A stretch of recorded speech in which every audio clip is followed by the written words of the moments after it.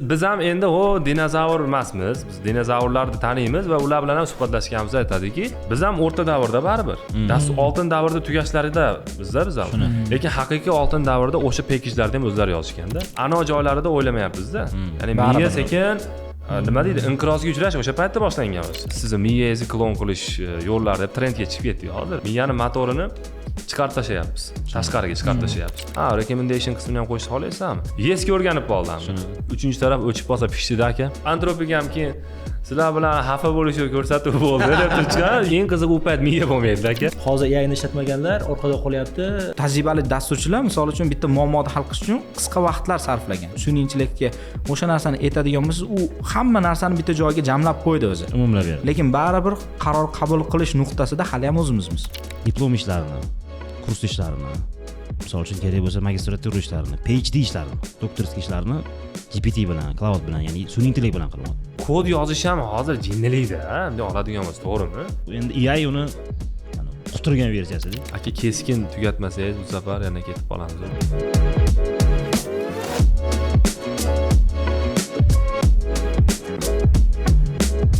Ondan bir savollar ko'rding? Salpalan. Men tashlagan kuningiz bir qator ko'rib chiqdim. Men ham bir qator ko'rib chiqdim-ku. Lekin hozirgi kundagi aktual temalar. Lekin zo'r savollar. Bizlar ham mana bu Abdulaziz aka tema aytganda menga yoqdi tema. Keyin savol ham javob etib intervyu qilmaymiz. Umumiy mavzuni temalashimiz o'rtaga. Umumiy mavzuni nima deydi? Shu haqda o'zimizni bir fikrlarimiz, xuddi choyxonaga o'tirganga o'xshab, choyxona emas, formalroq choyxonada endi. Bo'laveradi. Zo'r foydasi tekkan biz Eles podkastida bu bilardik, ana Saud aka ko'rganimiz juda nima bo'ldi. O'zi sira ko'targansizlar menimcha, ancha odam. Yo o'zi oxirgi kunda menimcha kamyobsizlar-a? Yo, biza nima bo'ldi? Nima deydi? Ekspert bilan. Bitta hozirga o'rnaga video chiqqanda. Men bilan bosh hamkor deb. Men bilan orqangizdan bosh hamkor deb turmaydi. Havolan qo'yaverasiz. Men promo kod chatinglar-mi? Yo, mononi ostida anaqa emasmish. Ko'rmaydi. Ekran uchun joyda. O'zi promo kod deyapti-yu. Yo, o'zi aytmoqchi boshlandi. Ha, bo'ldi. Yo'q. Boshlandi. Biz o'zi salomlashsak bo'ladi.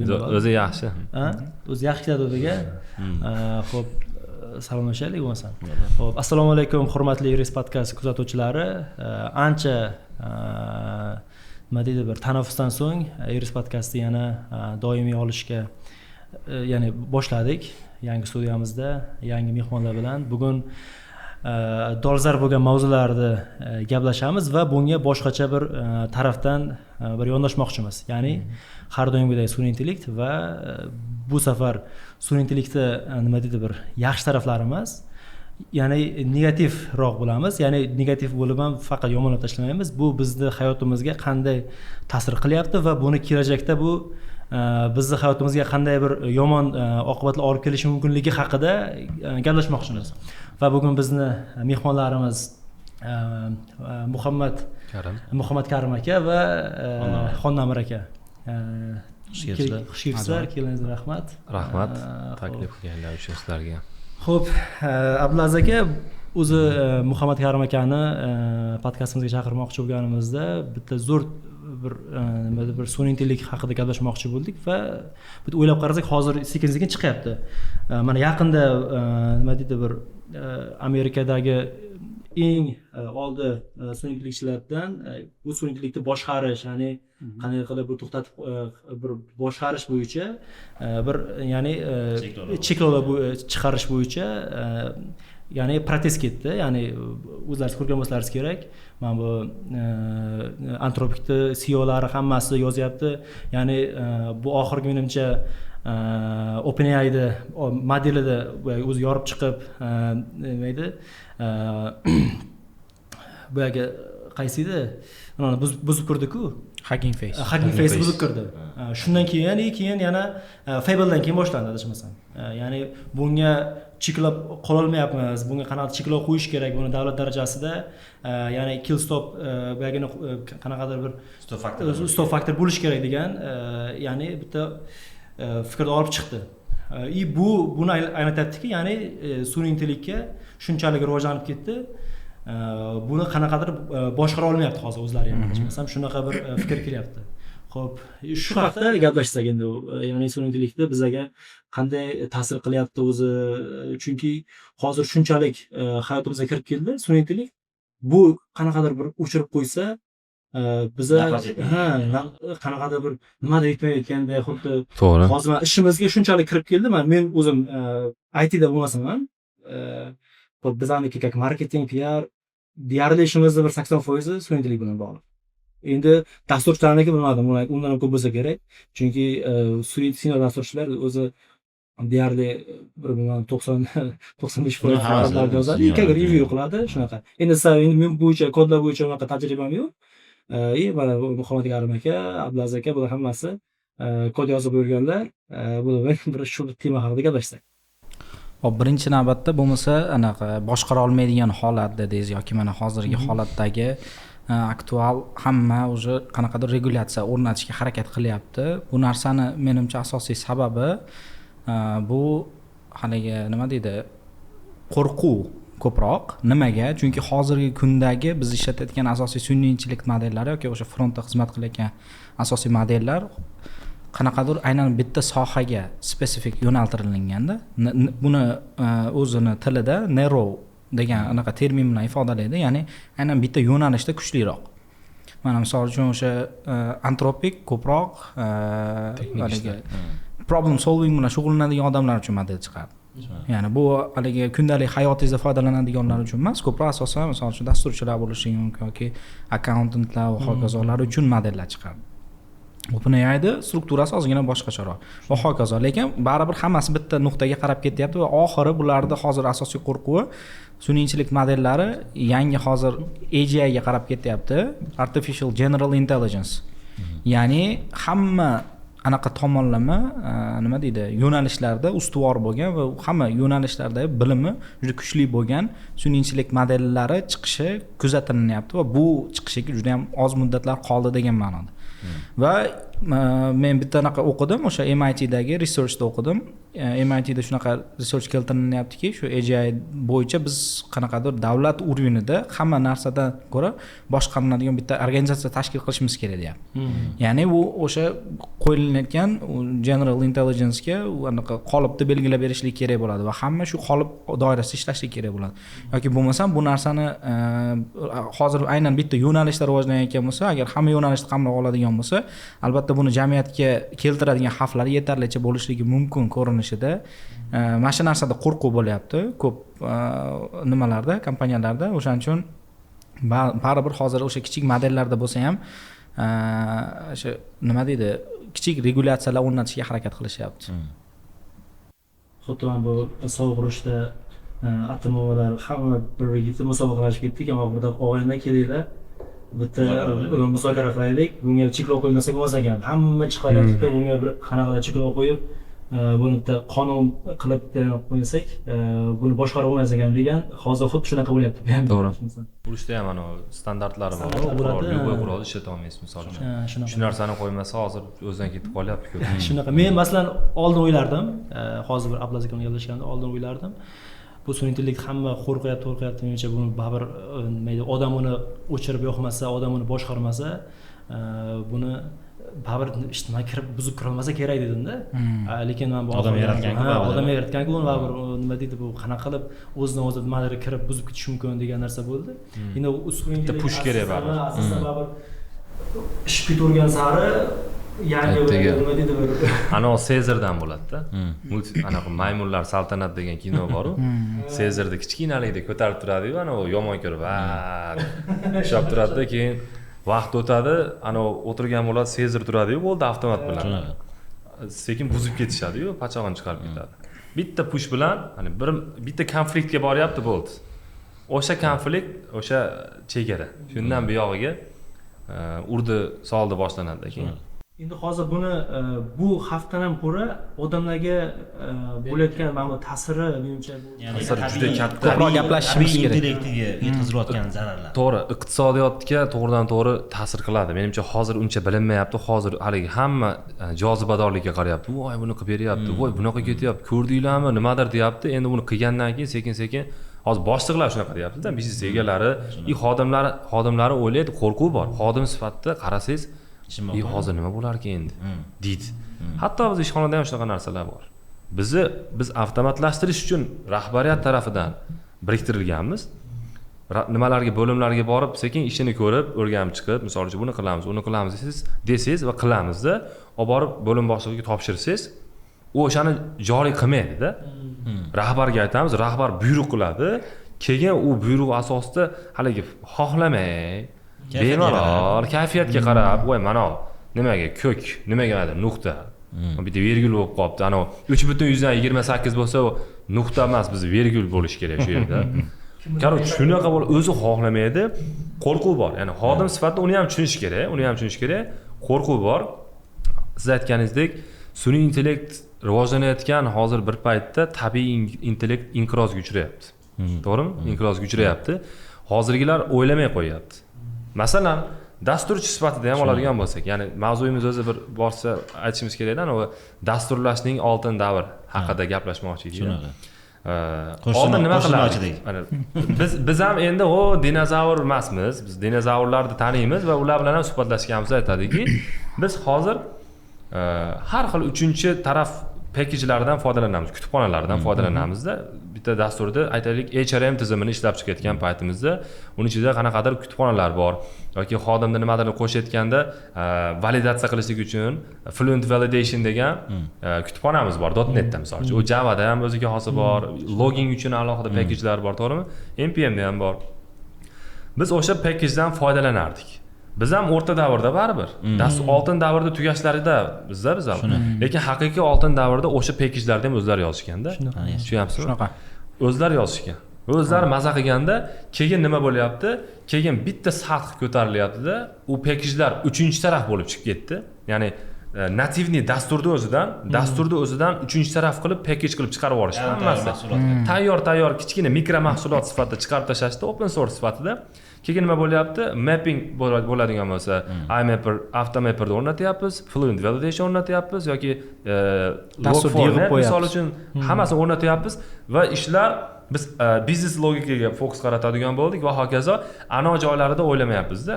Ya'ni miya sekin nima deydi, inqirozga uchrash o'sha paytda boshlangan. Inqirozga uchrash o'sha paytda boshlangan. Mana sekin hozir nima bo'lyapti? Miyani o'zini intellektual butun nimani miyani o'zini hozir 3-tarafga olib chiqib ketishyapti hozir o'zlaricha. Gap shunaqa bo'lyapti, endi shundan boshlanadi bari. Instagramda ochsangiz, hozir miyani sizni miyangizni klon qilish yo'llari deb trendga chiqib ketdi hozir. Ikkinchi miya, agentlar mana bajarilayotgan ishlari. Endi miya emas u, lekin ana sodda odam uchun miyada, ya'ni AI dan foydalanayotgan skilllarni 3-tarafga chiqarib yuboryapti-da. U ham okey, lekin o'shanga ishonib qolamiz, biz ham package-larga ishonib yurganmidik. Ana Javada qachondir Log4j degan package-ga ishonib qolishib, oxiri bitta problema chiqdi.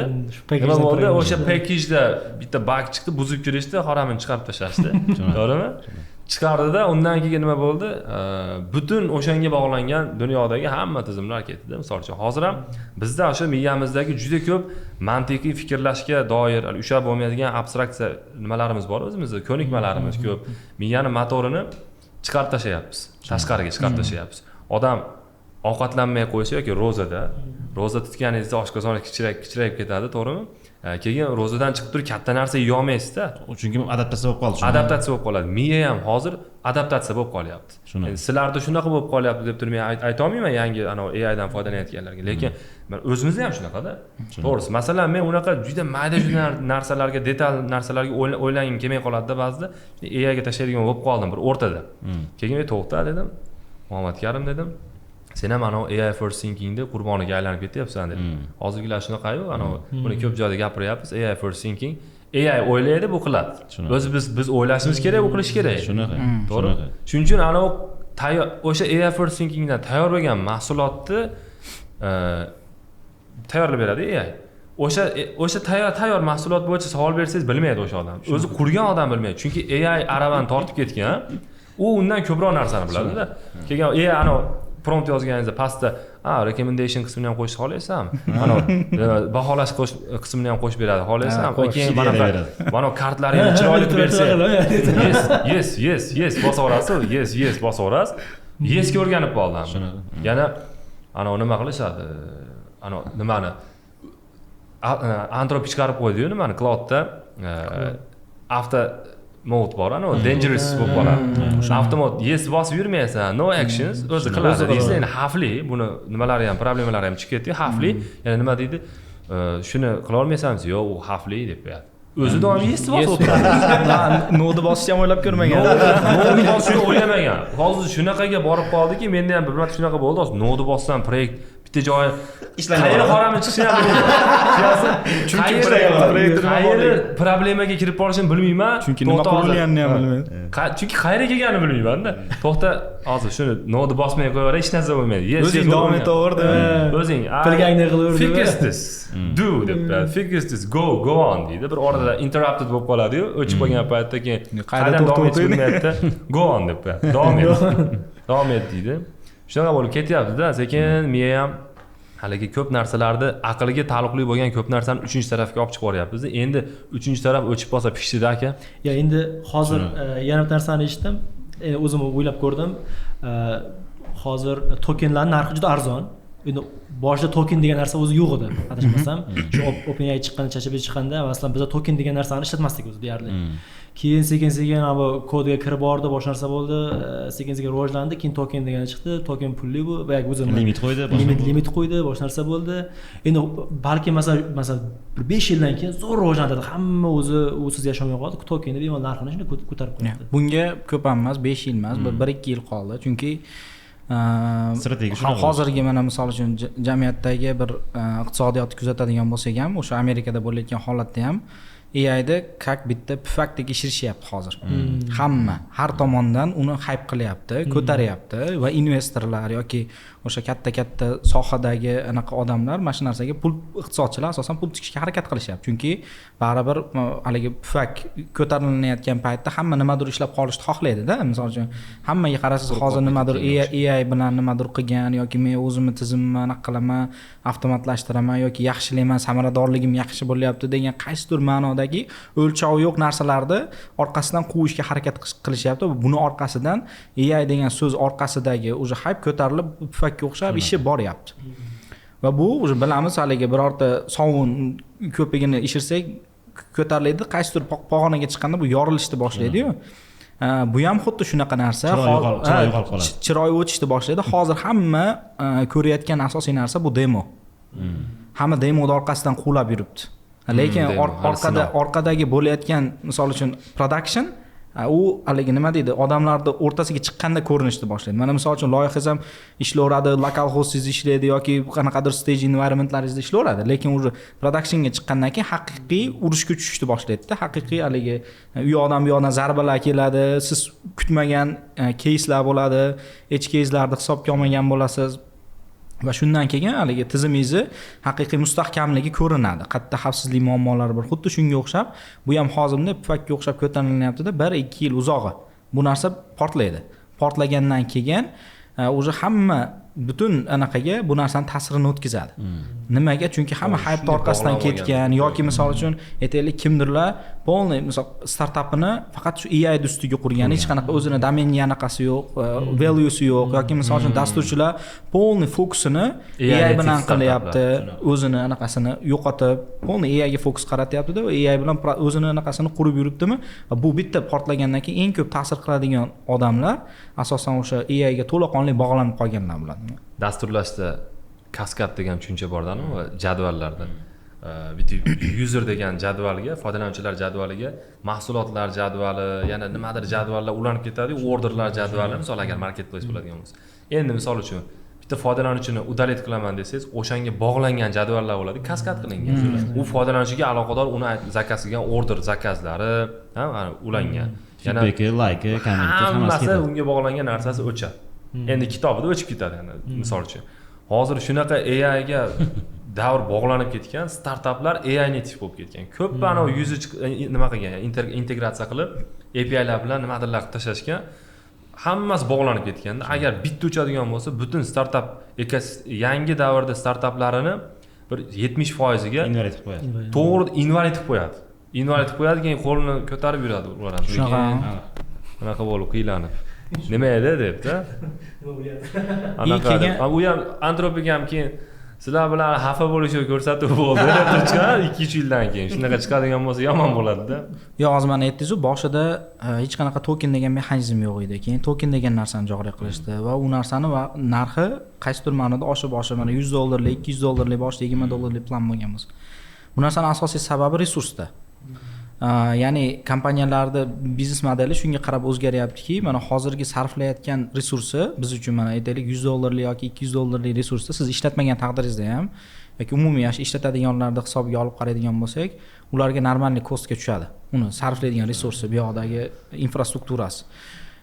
Shuning uchun hozirgi ularda asosiy yana qilib turgan narsasi past qilib berayotgan, hozir narxini past qilib berayotgan asosiy sababi ular hozir IPO ga harakat qilyapti. Уже haligi maksimal darajada mana hozirgi urushni ham ko'rayotgan bo'lsanglar, nima OpenAI nimadir model chiqaradi yoki unga qo'shib Anthropic chiqaradi va Xitoy modeli va hokazo shunaqa qilib haligi anaqa ketyapti, bir-biridan o'tishga harakat qilyapti. Mana OpenAI ham hozir Anthropic ham IPO ga qarab harakat qilyapti. Bu IPO ga chiqqandan keyin bo'ldi, уже bularda anaqasi yo'q, yo'qotadigan narsasi yo'q, уже hamma anaqalari aniq bo'ldi, sotib olindi. Endi nima qilishni boshlaydi, уже narxi qimmatlashishni boshlaydi. Akalar, men keyingi oydan $1000 bo'lyapti. Tariflarni Qoplaydi-yu, nimaga qoplamaydi? 3000 dan oylik beryapti o'zim dasturchisiga bu. $1000 nima bo'pti deydi. Nima deya olamiz shunda? To'g'rimi? Shu joyda keyin eng qizig'i u payt miya bo'lmaydi aka. Ishlaydi ham. Ishlayga qochgan bo'ladi. Men miyam qara. Haligi multfilm bor-ku, Kruduslar oilasi degan multfilm bor, g'orda yashaydi oilaviy. Biz hammasi rasmga tushamiz, qottiramiz, ana beton kelib bitta yopishtiradi-yu.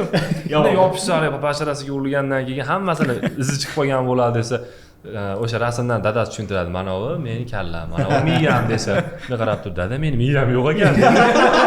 tushmagan bo'ladi. Tushmagan bo'ladi. Ashundan bo'ladi-da. Ondami? Miyamiz qani deb. Bu ko'proq o'sha tanqidiy fikrlashga aniq ta'sir qiladi. Kesatyapmiz endi uni tushunadigan. Shunaqa. Biz ko'rayotganlardan tushunadi. Endi hozir hali miyasi borlar. Hozir shunda umumiy bu yerda xulosa, ya'ni mana bu hozir Muhammad Karimga o'xshab, asta-sekin Muhammad Karim shoshmay tur. Sal yangi fikrlar, sal bir kodlar yoz degan bo'lyaptimi yoki bo'lmasa chunki hozir ko'pchilik shungacha bir podkastlarni ko'ryapman, boshqa narsalarni ko'ryapman, yangiliklarni ko'ryapman. Hozir yayinni ishlatmaganlar orqada qolyapti. Yo'q, degan narsa bo'lyapti fikrda oldimda. Targ'ib ko'proq. Bunaqa qarash bor. Mana misol uchun oldin ham 20 yil oldin dasturlar qanaqa qurilgan bo'lsa, hozir ham shunaqa qurilyapti. Hech qanaqa bir strategiyada yoki misol uchun o'sha texnologiyani qurish nuqtai nazaridan ideologiyalar o'zgargani yo'q. Qolib shunday turibdi. Faqatgina mexanizm o'zgardi xolos. Ya'ni misol uchun dasturlash oldin faqatgina abstraksiyani ustiga qurilib, insonlarga osonlashtirilgan. Umumiy holatda mana oldin misol uchun ikkili sanoq sistemasida kodlashtirish bo'ladigan bo'lsa, uni ustiga soddalashtirib odam tushunadigan tillar yaratilgan va hokazo bo'lib mana sun'iy intellektdan bitta qurolga aylanyapti va bu bitta abstraksiyani keyingi ko'lami deb tasavvur qilsa bo'ladi. Va lekin dasturning umumiy qurilish jarayoni hech qanaqasiga o'zgargani yo'q. Mana misol uchun o'sha paytda bitta dasturchi qanaqa value bera olayotgan bo'lsa, hozir ham shunaqa value beryapti. Ya'ni beradigan qiymatida unaqa katta o'zgarish yo'q. O'sha muhitini shunga moslab olyapti, lekin baribir qarorni u qabul qilyapti, baribir rejani u qilyapti, baribir muammoni u hal qilyapti. Faqatgina nima? AI qaysidir tomonlama maslahat beryapti, qaysidir tomonlama siz ko'rmay qolib ketgan nuqtalarni ochib beryapti. Shundan oldin misol uchun dasturchilar qanaqa o'rgangan? Misol uchun qanaqadir forumlarga kirardik yoki misol uchun Google ga kirib turib savolni yozardik-da va siz bergan savolga yarasha javoblar chiqardi. Ya'ni savolingiz qanchalik aniq bo'ladigan bo'lsa, oladigan javobingiz ham shunchalik aniq bo'lgan. U paytda misol uchun tajribali dasturchilar misol uchun bitta muammoni hal qilish uchun qisqa vaqtlar sarflagan. Chunki ular u muammoga oldin tushgan, resursni ham bilgan, muammoni qanaqa qilishni ham taxminiy ideologiyasi bo'lgan, faqatgina o'sha narsani bir joydan ikkinchi joyga ko'chirib qo'yish uchun kerakli bo'lgan kodni topish uchun ozgina research qilishgan va u tezroq topgan. Misol uchun junior yoki endi boshlayotgan dasturchilar baribir bu narsada qiynalgan. Savolni berib turib, mana uni yozib ber, uni yozib ber, u ham u paytda qilib bera olmaganda. Hozir ham xuddi shunaqa. Ya'ni u paytda research qilib hamma joydan qidirib yurgan bo'lsangiz, hozir misol uchun sun'iy intellektga o'sha narsani aytadigan bo'lsangiz, u hamma narsani bitta joyga jamlab qo'ydi o'zi. Umumlab berdi, yig'ib qo'ydi, lekin baribir qaror qabul qilish nuqtasida hali ham o'zimizmiz. Qaror ham o'zicha o'ylash bilan qarorda masalan biz bo'lishimiz kerak-da, qatnashishimiz kerak. U anavi tasdiqlaydigan joylarda u qatnashmaslik kerak edi. Misol uchun oxirida bo'ldimi desakin yo'q to'xta yo'q deya olish va ha deya olish bizda bo'lishi kerak. Keyin boshida ham biz o'ylashimiz kerak, keyin u boshlash kerak. Anavani biz tortishimiz kerak demoqchiman-da. Haligi so'rashni mana so'rashni bilish kerak deyapti-yu. So'rash uchun ham qanchalik aniq so'rash uchun hamchi miya kerak. Shunaqa. To'g'risi ana nima edi, ana nima bo'ldi desangiz bo'lmaydi-da, to'g'rimi? Uni boshlagingiz tushunishi mumkin. Siz bilan 5 yildan beri ishlayib yurgan odam ana ketdingmi? Shu boladan bunday qilib turib, bunday qiladi-yu. Desa tushunadi. Chunki u oldindan shunaqa qilgan. Hozir AI ga siz ana ha desangiz tushunmaydi-da. Biz ishxonada bitta nima bor edi, produkt yasadik. O'sha AI native qilganmiz, biznes planlar bo'yicha ishlaydigan qildikda, o'sha bo'limni boshlig'iga olib kirdik. Olib kirib turib, aka mana ko'ring, zo'r bo'ldi, mana dedi. Chotki qilingan endi. Hamma yo'q, tayyor foydalanishga shunday launch qilsa bo'ldi. To'lovlar ham integratsiya qilingan chotki. Ko'rsatsa, haligi endi qanaqa biznes qurmoqchisiz deb 4 ta savol bor-da, endi 4 ta savol hech bo'lmasa 4 ta bilish kerak. Biznes g'oyangiz nomi, qanaqa g'oya bu, nima haqida va kim uchun qilyapsiz, qanaqa auditoriya qilyapsiz va yana nimadir to'rtinchisi bitta savol bor. Jamoangiz degan. Bu muhimda. Buni bittasi qolib ketsa ham u AI вообще yetalab ketadi boshqa joyga. Umuman tushunmaydi-da. Savol beryapti, ko'ringchi deyapmiz, u ko'ryapti bir chekkadan bunday qarab turib, tushuntiryapti, qani, qayerga, nima qilay deyapti. Ana o'sha yerga qiling dedim. Desam kiryapti, g'oyangizni nomi dedi. G'oyangizni nomini o'qigani ham yo'q hali borib. Bunday qarab turib, men bir baloga anaqa qilmoqchiman. Nima, tovuqchilikmi, parandachilik nimadir qilmoqchiman deyapti. G'oyani so'rayapti. Keyin ikkitani yozdi-da, mana 3-chi nimani yozding desam, men charchab ketyapman, men o'sha deb qo'yapman. Men bo'ldi, men resim qolgan ekan. Ha, men charchab ketyapman, men uncha ko'p bu deyapti ana. Mishkani ham ushagisi kelmayapti-da. Ana miya ishlamay qo'ygan-da. Miya ishlamay qo'ygandan so'rashni biladi. Misol uchun o'zimiz ham yaqinda prompt deb qo'yilyapti, lekin uni orqasi so'rashda, misol to'g'rimi? Shunaqa so'rashni bilmaydi biznikilar. So'rash o'zi ham juda katta mahoratda. Tushuntirish mahorat misol uchun. Bitta narsani 1000 zo'r bilganingiz bilan ichingizda bilarsiz, lekin AI ga tushuntira olmaysiz, odamga tushuntira olmaysiz. Yetkazib bera olmaysiz. Shunaqa. Ishingiz bitmaydi misol uchun. Yaqinda bitta startapda bitta bola ishlatyapmiz, shogird. Endi halicha nimasi yaxshi emas, IT dan yaxshi emas. Ukam biladi. Ismini aytmayman bu yerda. O'ziga ham tashab qo'yaman keyin.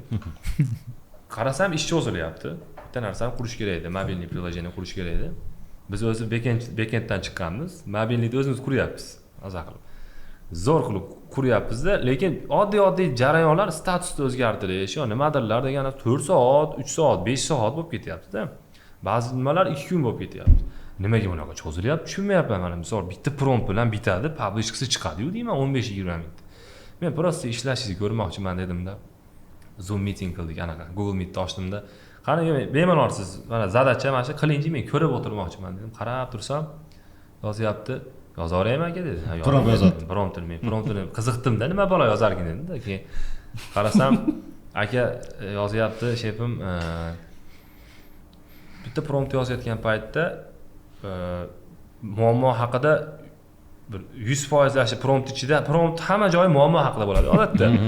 Haligi bir 10%ni muammoni tanishtirgan, tushuntirmagan, tanishtirgan, keyin qolgan 90% boshqa narsa, misol uchun mana statusni o'zgartirib qo'y deyapti. U qaysi status? U AI ham uni aniqlab olgani bir nima to'xtab bu bola men bilan 2 odam ishlayapti. Oldingi istoriyalarni ko'raychi deydi, 1 million token ketadi unga. Endi hazil aytyapman, men kiryapti-da, ana boshqa joylarga kelib chiqyapti. Bu status deganda men uchun buni nazarda tutyapti shekilli deb AI o'zi o'ylayapti. Aylantirib kelyapti. Nima demoqchi bo'ldi? Aniq qilmasdi. Keyin nima qildi? Ana statusni o'zgartirib qo'yapti. Endi pastidan gaplarni qarang. Xo'p, tezroq ishla. Davlashdi, tezroq ishla. E'tiborli bo'l. Keyin kuchliroq ishla. Xato qilma.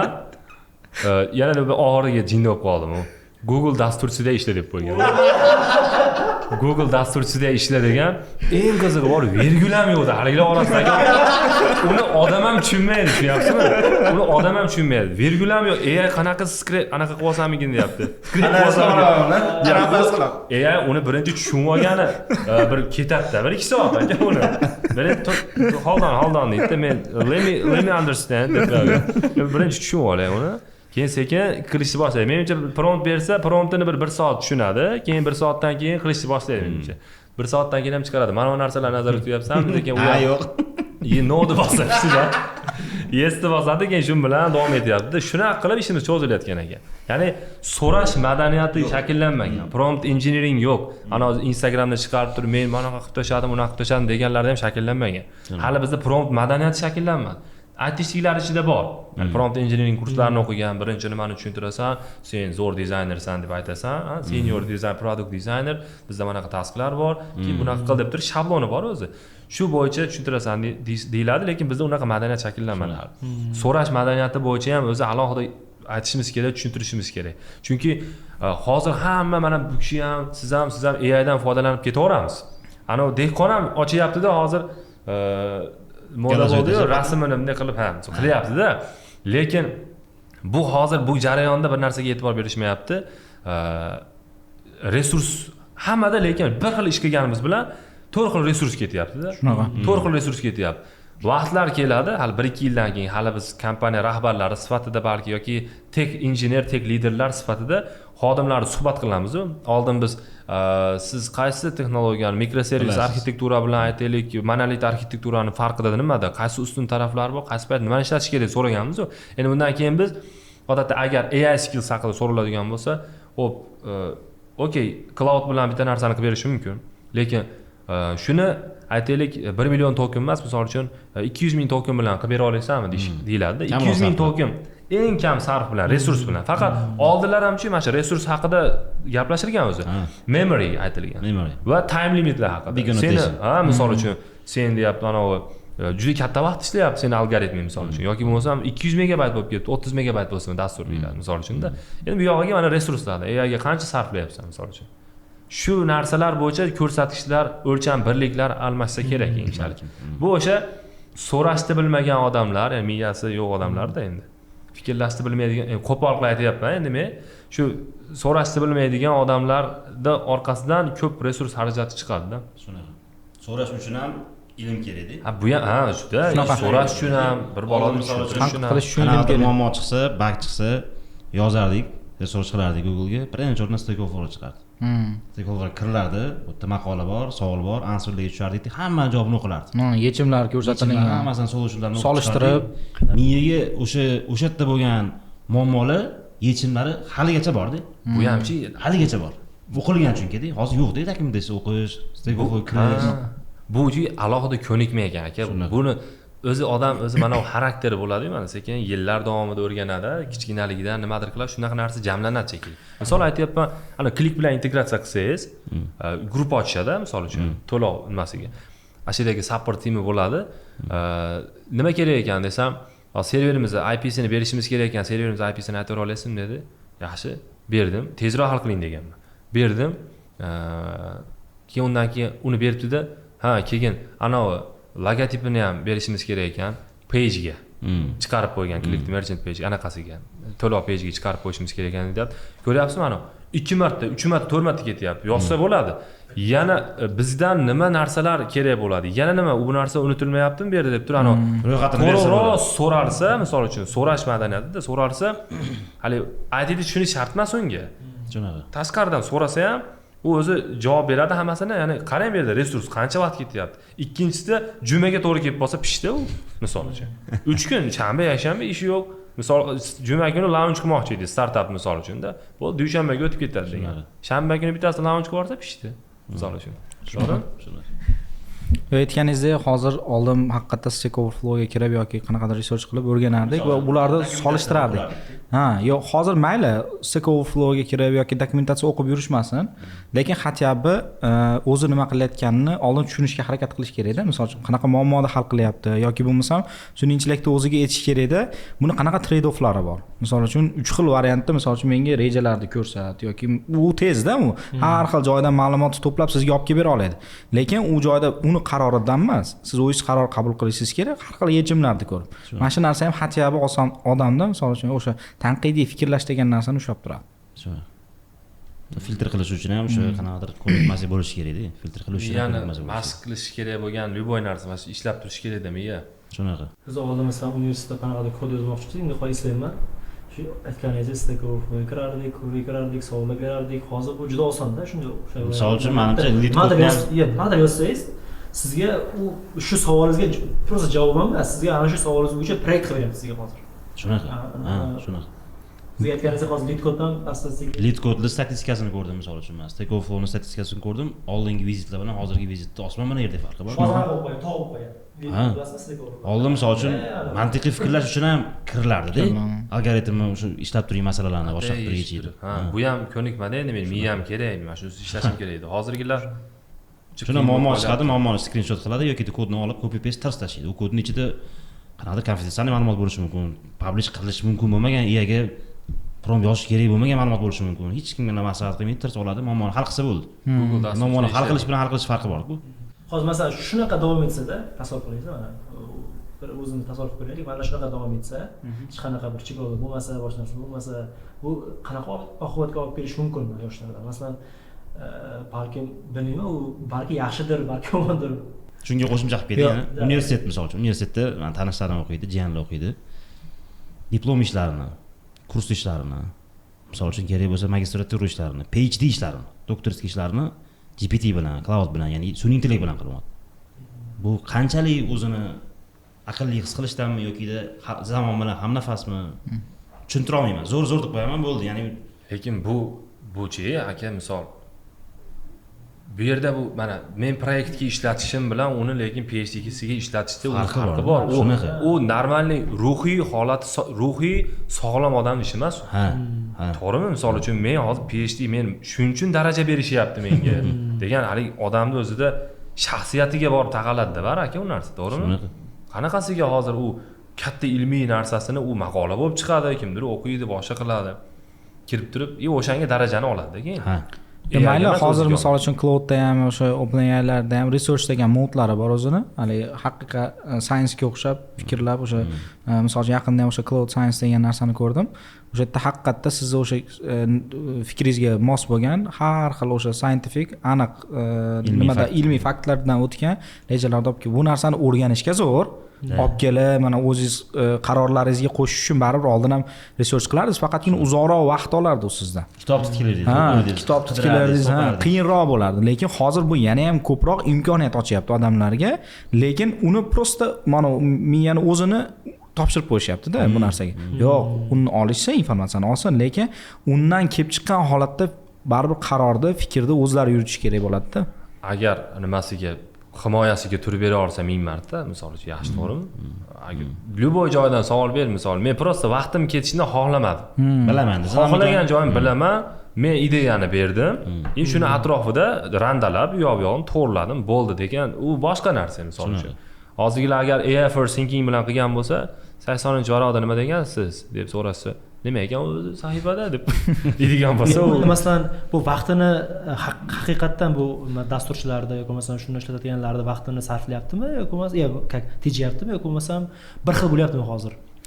Umumiy olib qaraganda, agarda misol uchun kuchliroq dasturchilar oldin qanaqa dastur qurishni bilib, mana shu mexanizmlarni o'rgangan bo'lsa, ular uchun tezroq bo'lyapti.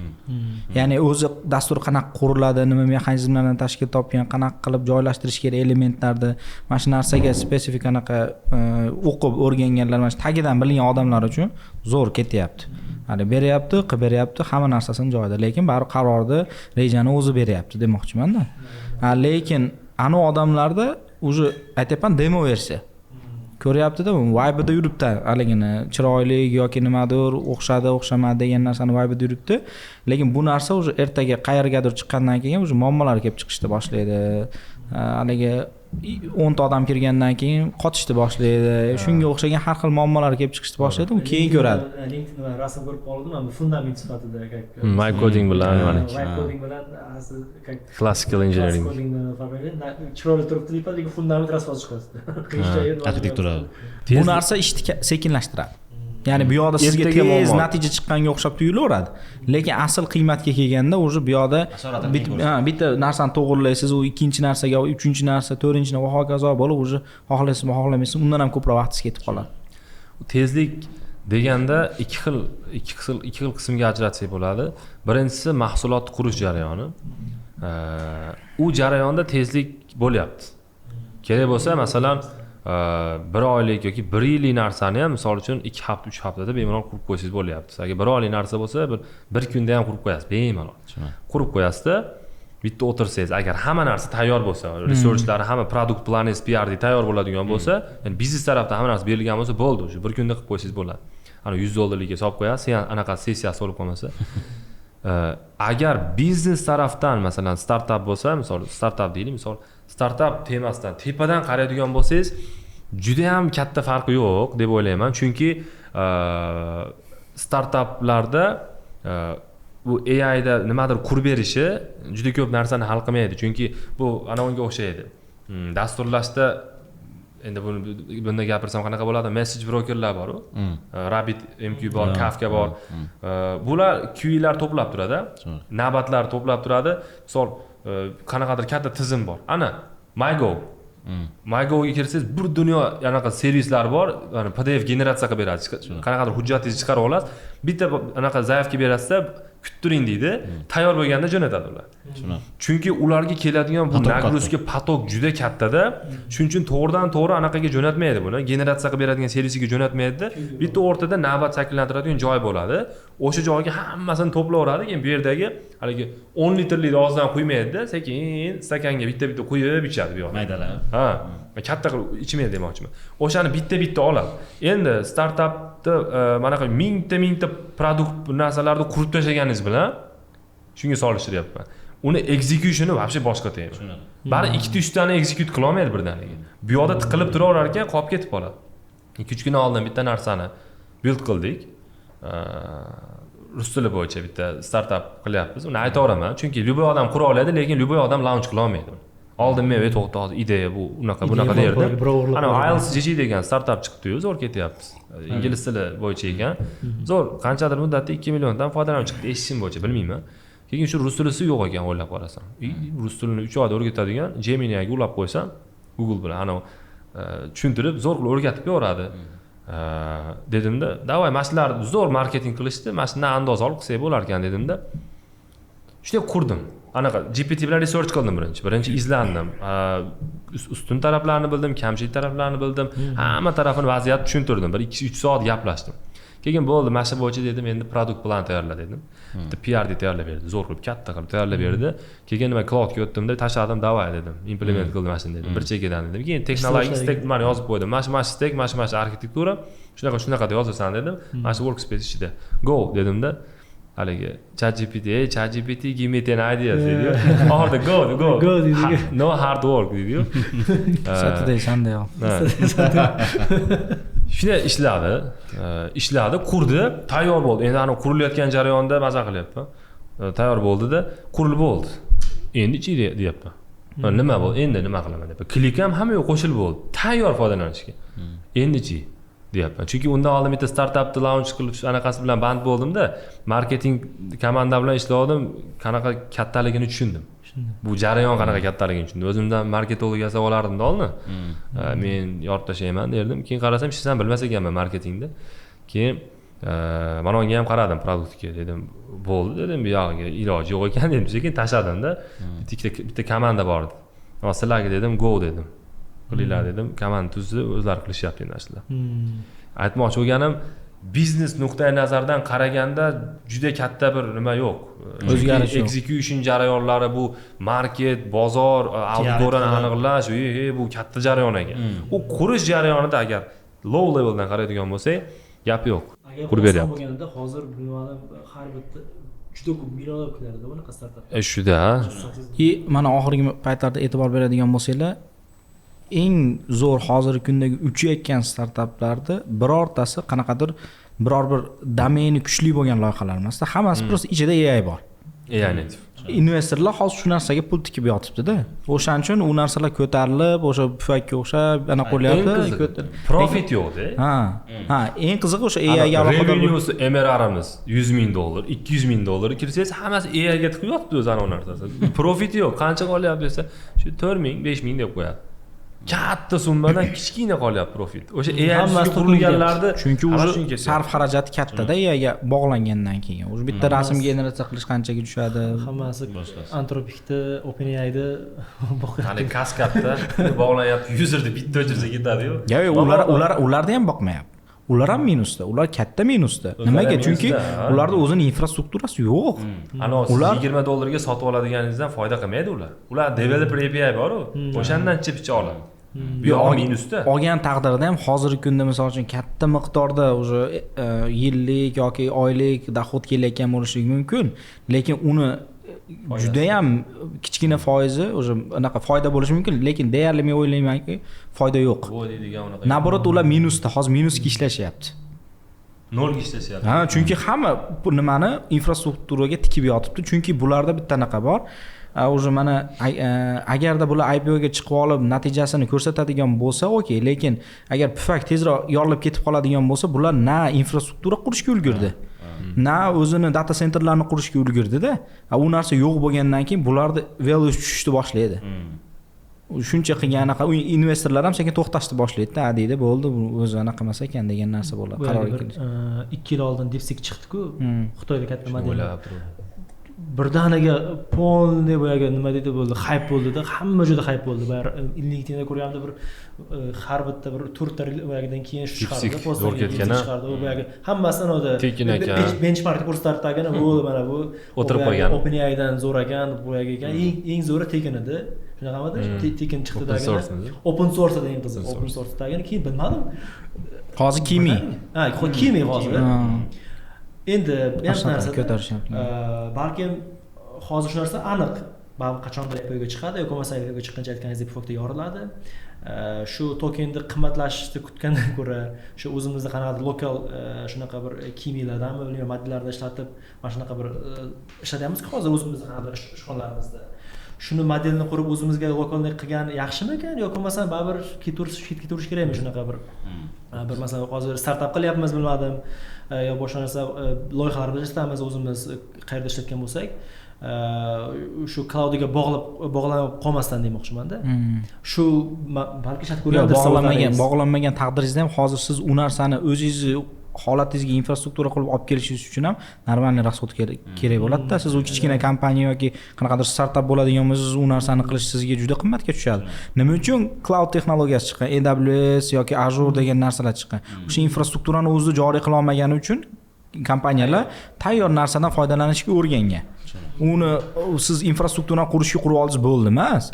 Uni supporti bor, maintenance bor, u nechtadir ishchi ishlab turish kerak doimiy tarzda. U hudud doimiy sovuq bo'lishligi kerak. Bo'lmasa data center qurgan taqdiringizda ham biz O'zbekistonda hozirgi svet holatini ko'ryapsizlarmi, elektrikning qanaqa holatda bo'lyapti? Deyarli har kuni svet o'chyapti.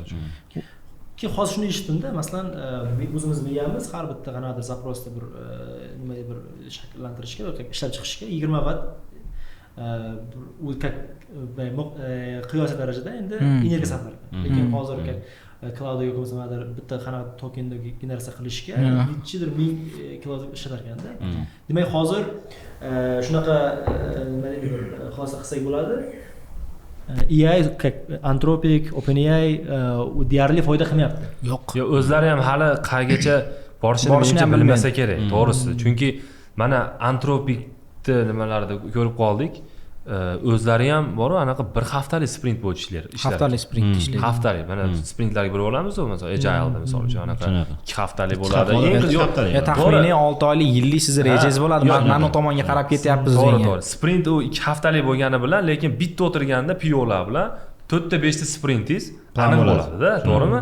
Ya'ni men ayta olaman, 5-oyda 2-haftasida biz mana shu featureni bitirib bo'lgan bo'lamiz. O'rtoq boshliq misol uchun deyiladi. To'g'ri, shunaqa ketilgan. Chunki klassika davrida bir u muddatli o'zgarish juda qiyin bo'lganda, ana u biznes agar nimadir demasa, to'g'rimi?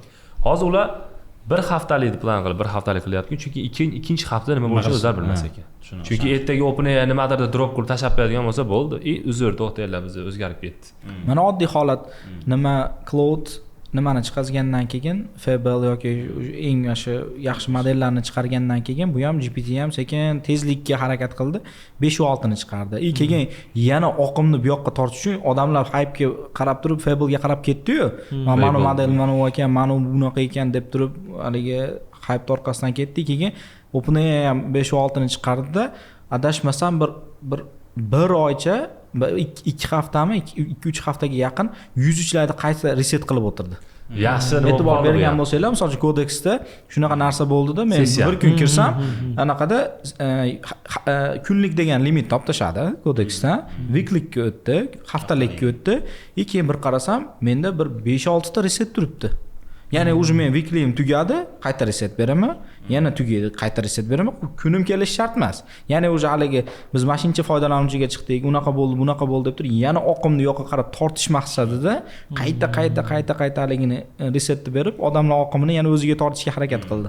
Va o'tdi ko'pchilik. Marketingning uslubini qarang. Muammoga tashlayapti, muammodan olib chiqib qo'yapti. Yuzurlar o deyapti. O'zi sessiya muammo edi, to'g'rimi? Sessiya to'lib qo'yish. Nima sessiya to'lib qo'yadi, o'zi pulini to'laganimizdan keyin deb turuvdi. Muammoni yasab qo'ygan va muammoga o'rgatuvdi bizni. Keyin ana muammodan olib chiqib qo'ydi. Hamma qiziq. Deyapti. O'zi shunaqa bo'lish kerak-ku, to'g'rimi? Shunaqa. Yaxshi usul bu ham. Hali kompaniyalarda ham ishlaydi xodimlarga. Ha, muammoga tashlab turib, muammodan olib chiqib qo'ysangiz, rahmat, bu promotion zo'r anaqa bo'ldi menga.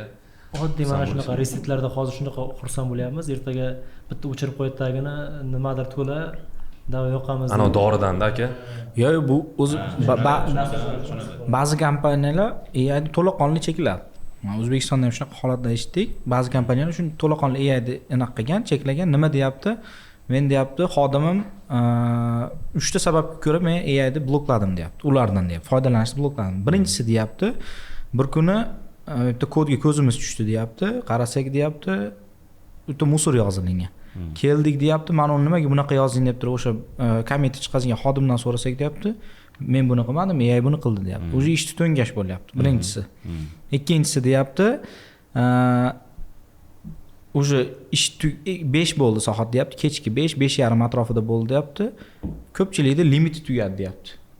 O'zi ish vaqti o'sha paytda o'zi ish vaqti 5:30 tugayapti, hamma ketishga harakat qilyapti. Nimaga? Chunki u ish nima yo'q qiladigan. Nima desa, o'zi meni anaqam tokenim tugadi deyapti. O'zi kompaniyaga limit o'sdi. Anaqasi ketadimi? Ha, o'zi kompaniyaga minusda bu narsa. Shu nuqtai nazardan olishda yo'q dedi, biz AIga qarshimizda turib to'laqonli AIni bloklagan kompaniyani. Bu ham bitta yaxshi. Yo'q, lekin ularning кейsi bo'yicha biz deyapti, lekin deyapti, mana biz xodimga investitsiya qilyapmiz deyapti. Mana misol uchun keldi meni oldimga deyapti, oyligimni oshirib ber deyapti deydi. Oyligini oshirib beryapmiz. Bu xodimga investitsiya-yu. Ertaga misol uchun xodimni ham bir tomondan asrayapti-da, chunki bu yoqqa qarab turib o'ziga qo'yib beradigan bo'lsa, endi undan ham to'g'ri foydalanadigan odam bor, to'g'ri foydalana olmaydigan odam bor-da. Kirib miyani topshirib qo'pol qilib aytganda kartochkaga aylanib bo'lgandan keyin u narsadan u ketkizgan investitsiyasiga achinasda, kompaniya ham shunga qarab turib harakat qiladi-yu. To'g'ri.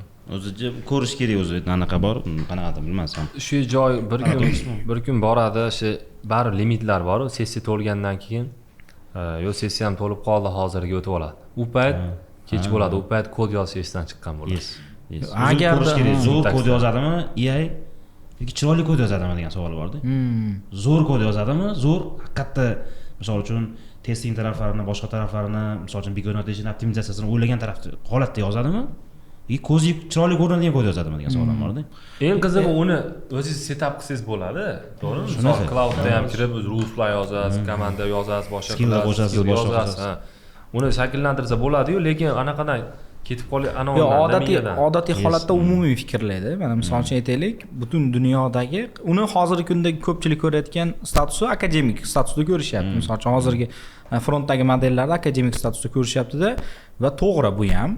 Mana misol uchun o'shani ichida yurib ko'rgan, ishlayotgan odamlarda ham feedbacklarni eshitdik-da, to'g'ri deyapti, mendan yaxshi kod yozyapti deyapti. Bu tomondan no doubt. Ya'ni yozib beryapti, chunki oldin ham dasturlashda asosi bu kod yozish emas edi prosta. Lekin уже bunday olib qaraganda, kod yozib berishdan tashqari biz o'zimiz beradigan kontekst muhim edida. Unda umumiy fikrlar bor, siz qaysi tomonga bo'lsangiz o'sha tomonga qarab ketaveradi u. Chunki u sizdagi informatsiya qiziqda unga. Aniq hamma holatini ko'rsatib tushuntirib aytadigan bo'lsa, u siz aytgandek kod yozib beradi. Lekin unda ham kontekst degan tushuncha bor, u kontekst limiti bor. Eng zo'r ishlaydigan hozirgi kundagi limiti 100-200 gacha deyilinadi. Hozir 1 million tokenlik kontekstda chiqqan taqdirda ham u 200 tokendan keyin gallyutsinatsiya ko'proq bo'lishni boshlaydi va kod sifati chalkashishni boshlaydi. O'shaning uchun 100-200 da ichida boshqarishga harakat qilish kerak. O'shaning uchun hozirgi kunda nimalarda ham asosiy modellarda ham agent based anaqa chiqqan. Ya'ni agentlarga bo'lib tashlaysiz va o'rtada bitta orkestrator turadi. Hamma agentni ishni bo'ladida o'sha orkestr. U kuchliroq orkestrator. Bizda ham oldin nima bo'lgan? Biror bir ish keladigan bo'lsa, biror komandani lideri olganda loyihani har xil etaplarga bo'lganda kerakli odamlarga bo'lib bergan. Ular yig'ib oxir bitta odamga olib borgan, u odam hammani yig'ishtirib turib, bitta mana qiymat deb turib ko'rsatganda, xuddi shunaqa narsa. To'g'ri, hammasi maydalab qo'yadi. Hozir aytgandek, qaysi podkast ko'rdim, orkestrator qilib Fable'ni qo'yib qo'yganiga nima deydi? Fable'da asosan bizlarga boshida Fable chiqqanda o'zim shart ko'rganman, kodga emas, bizlar o'zimiz marketingga, PR-ga, prezentatsiya tayyorlashga boshqa narsalarga shart ko'rdim, zo'r ekan. Juda chiroyli. Hamma narsani zo'r tayyorlab berdi. Keyin hozir farqi ham sezildi-da, eng qizig'i. Masalan, hozir ofisda ishlatyapmiz, endi majburan, chunki biz Fable'ga pul to'laymiz. Yo'q, yana bitta nuqta bor. Bu yoqda ko'pchilik mana modelni sifatiga qarab ketib qolyapti. Lekin modelni orqasidan quvib ketish bo'lyapti-da. Hamma bu yoqdagi haligi standartlardan qochgan holatda faqat modelni yaxshi, zo'r ekan degan holatda ketyapti. Lekin men misol uchun tanish dasturchi bor, misol ismi Aziz aka, 15-20 yildan beri dasturchilik qiladi. U infrastrukturasini hammasini Sonetda boshqaradi. Kuchsiz modellarda yaxshi qiymat oladi. Bu degani haligi o'zi kichik modellar ham hozir u darajada kuchli bo'lish shart emas. O'sha kichik modellarning qiymati ham bizga yetarlilik qiladi. U darajada kuchli bo'lib ketgani sari u qaysidir sohalarda rivojlanyapti xolos. U bizga beradigan qiymati kichik modellarda ham olsak bo'ladi. Shunaqa qilib tokenlarni boshqarsak bo'ladi. Lekin biz nima qilyapmiz-da, hype'ga qarab turib, o Fable chiqibdi, 5i, 20si, 30i, 40i, 50i deyapti-da, biz oxirgisini ishlatishimiz kerak deyapti. Lekin bunday olib qaraydigan bo'lsangiz, masalan uchun ko'pchilikda bo'lgan bo'lsa kerak, Fable 5 chiqdi, nima qilishini bilmay qoldi. Nima qilaman bo'ldi? Xo'p, ko'rsam ekan buni. Okey, mana nima? Fable 5 ni zo'rligini qanaqa qilib isbotlab bera olasizlar? Degan savolga javob yo'q. Masalan, kimdirlar bor, o'shandan ham haligi nima deydi, qiymatidan qoniqmasdan haqiqiy vazifani berib, uni imkoniyatidan foydalana olgan odamlar ham bor. Lekin misol uchun, shaxsan men umuman Fable 5 mi, Opus mi, Sonnet mi, umuman katta bir o'zgarish yo'q.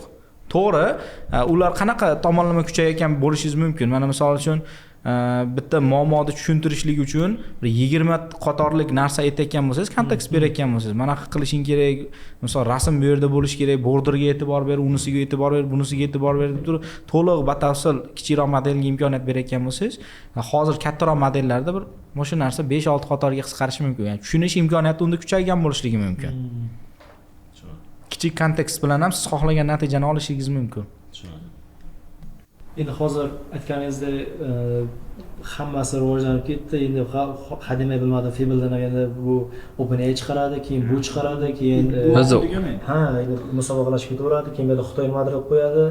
Endi bu musobaqa ketaveradi. Endi bu yerda o'zimiz masalan, ya'ni dasturchilar, bizga o'xshagan marketing sohasidagilar, PR sohasidagilar, boshqa narsalar endi boshida AI'ni ishlatish odobi chiqdi, buni qanaqa qilib to'g'ri foydalanish kerak, boshqa narsa qilish kerak. Endi biz qanaqadir bir nima deb bir miqdorda bundan foydalandik. Endi bir xil chiqishi mumkin. Xohlaganday ishlataveradi bularni. Nima deydi, bir tartibsiz ishlaydi, boshqa narsa qiladi. Shunda sekin-sekin miya yo'qolib, ya'ni critical thinking yo'qoladi, o'zimni manqurtga qo'polib aytganda, manqurtga aylanib qolish mumkin. Deep thinking bo'lmaydi-da. Chuqur izlanish, oxirigacha muammoni topish, bir nimaga unaqa tushunish, anglab yetish degan tushunchaga yetib bormaydi. Hozir mana shu shovqin bo'lyapti xolosda. Hali bir to'xtab, hozir chang ot o'tib ketadi-yu, to'da. antilopalar o'tib ketadida chang bo'ladi dupur har ana changlar tinib hamma tinch bo'lgan paytimda atrofga qarasangiz tinch bo'ladi unaqa payt kelmadi hali men balki 3-4 yildan keyin yana 2-3 yildan bilmadim hozir bu yoqqa qarab ketyapti-yu shunda tekis bo'lib qoladi shu paytda hozir nima bo'ldi yo'llar ochiladi ko'rinadi ha yo'llar ko'rinadi standartlar aniq bo'ladi hozir chang biz ham nimadirda hozir ustida ishlab o'tiramiz desa voy mana chiqibdi u chiqibdi bu chiqibdi deb oxiri bo'ldi dedik bo'ldi zerikib ketdimda yangi o'zim to'g'ri aytishlikmiz o'zimni ham ana ko'nglim aynib ketdi to'g'risida u yangiliklarni kuzataylikmi ish qilaylikmi anavi yo'q yangiliklarni kuzatib ham ulgurmas ekansizda kirasizda LinkedIn kirsangiz mana bu bitta bola aytyapti manaqa sinab ko'rdim manaqa ekan deydi sizni ham qilib ko'rgisi keladi motivatsiyangiz battar motivatsiyangiz tushiryapti ana qanaqadir nimadandir orqada qolib ketayotganga o'xshaverasiz nimadir yetishmayotganga o'xshaveradi o'zi ishingiz bor hammangiz ana o'zingizni ruhiy qanaqadir nima qilib qo'yar ekan tushunadi ruhiy muammolarga olib kelar ekan menda ham kuzatdimda misol men hozir ishlab yuraveramanmi ishga kelyapman ketyapman ishni ham qilyapman o'zi AI bo'yicha shundan foydalanib qolmaymanmi puli borida borib magazinga borib har xil narsa oladiyu misol uchun pul kelib qolganda bir shunga o'xshagan hozir men ham shu AIdan foydalanib nimadir qilib olsammikin AIni xuddi startap qurish deb o'ylaydida haligi launchi bor yuqorida aytganimizdek juda oddiy ko'rishib yuboryapti shunchaki shu shovqin hozir va o'ylaymanki 2 yillardan keyinmi bilmayman sal o'ziga kelgandan keyin atrof ko'rinadi 1-2 kilometr uzoqlar ham ko'rinadigan nima bo'ladi shunda kelinglar endi kelishib olaylik madaniyatlar strukturalar o'quv markazlarida o'quv rejalari bo'ladi hozir ham eski tuski rejalar ko'p hali ham anavi kecha Instagramda o'tirsam bitta bola chiqyapti o'quv markazi nomini aytmayman hali ham Python dasturlashini o'rganish niyatidamisiz HHUzga kirsangiz Headhunter'ga kirsangiz 120 ta vakansiya turibdi siz ishonmang bularga deyapti ana bir ikkita gaplar aytyapti yomon kulgilida aka haligi odam men o'zimni borib transformerlarda his qilyapman haligi bola xuddi kamollar bilan yuradi-yu nayzalar bilan hozir kim kod yozadi aka men вообще yozmay qo'yganman hozir u miyani ishlat degani kod yoz degani emasda u misol uchun o'zing buyruq ber o'zing tushunib ish qil deyapti u kod yozish ham hozir jinnilikda bunday oladigan bo'lsa to'g'rimi kod yozish ham yozadigan joyingiz istisno bo'ladi lekin surunkali doimiy dasturni ishlab chiqish jarayonidagi kod yozish desa men hali ham kod yozyapsanmi deydi shunaqada haligi dizaynda aytadi-yu men xodimlarimga shuncha oylik beryapman sen shuncha oylik beryapsan sen hali ham oylik beryapsan men har oy uy-joy qilib beraman deydi-yu shunga o'xshagan ana juda kulgili vaziyat shunaqa odamlar bor ekanda Instagramdan chiqyapti o'quv markazlari aytmoqchi bo'lganim o'quv rejalari yangilanishi kerak hali yangilanadigan narsa ko'p startap madaniyati prompt yozish balki davlat miqyosida ham standartlar chizsa kerak masalan hozir ancha muncha xodimlar qo'pol qilayotganda kerak bo'lmay qolyapti tushunadi kamayyapti ish kamayyapti mas'uliyat ko'payyapti bir ikkitasi chopilyapti ish yo'q bu xudo rizqni beradi albatta prosta boshqa kasbdan beradi endi uyog'iga misol uchun to'g'rimi misol uchun kerak emaslarni hype orqasidan kirib olganlarni aytishliklarida yana bir ikkita haligi shunchaki moliyaviy narsa nimani maqsadni ko'zlab kirganlar odamlarni sekin chiqarib yuboryapti hali g'alvir bo'ladi-yu g'alvirdan o'tkazib yuboryapti-da shunaqa qilib o'tkazyapti anavi nima Husanxon domla bor-ku Husayn Buxoriy shu domla nimani juda chiroyli olim insonlar endi ular nimada Instagramda zo'r gapini ko'rib qoldim shu 2-3 kundan beri shu miyamda aylanyapti inson o'rgangan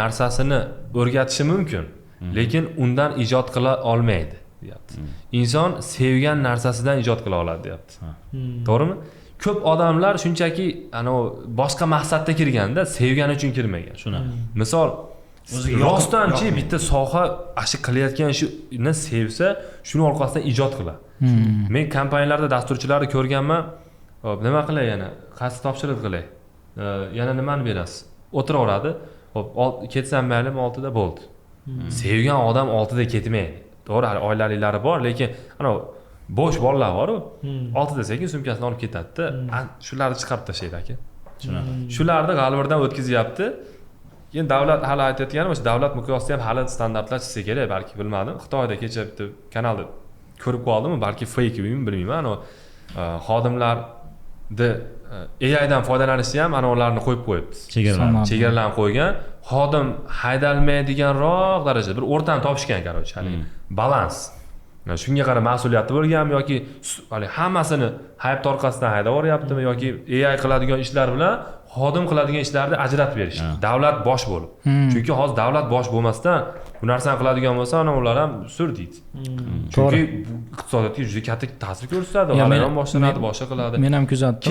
Keyin hammasi bu masalan Hondamirda ishdan haydasa, keyin ishini topib ketishi mumkin, lekin hozir migratsiya paytida o'tish davri bo'lyapti hozir. O'tish davrida bu o'zini qanaqadir 2-3 yil nimasini boy berib qo'yadi-da. Shu paytda rahbarlar shu o'rniga qo'yib qo'yish kerak deb o'ylayman. Buni texnik ekspertlar bilan to'planib, to'g'rimi? Hozir shu migratsiya bo'lyapti-da, o'tish davri bo'lyapti. Haligi bu paytda to'g'ri ko'cha olmasak, biz ham omon qolmaymiz. Qayerdadir shu mavzuda gapirdik, omon qolish mavzusida. Najotlarni adashmasam.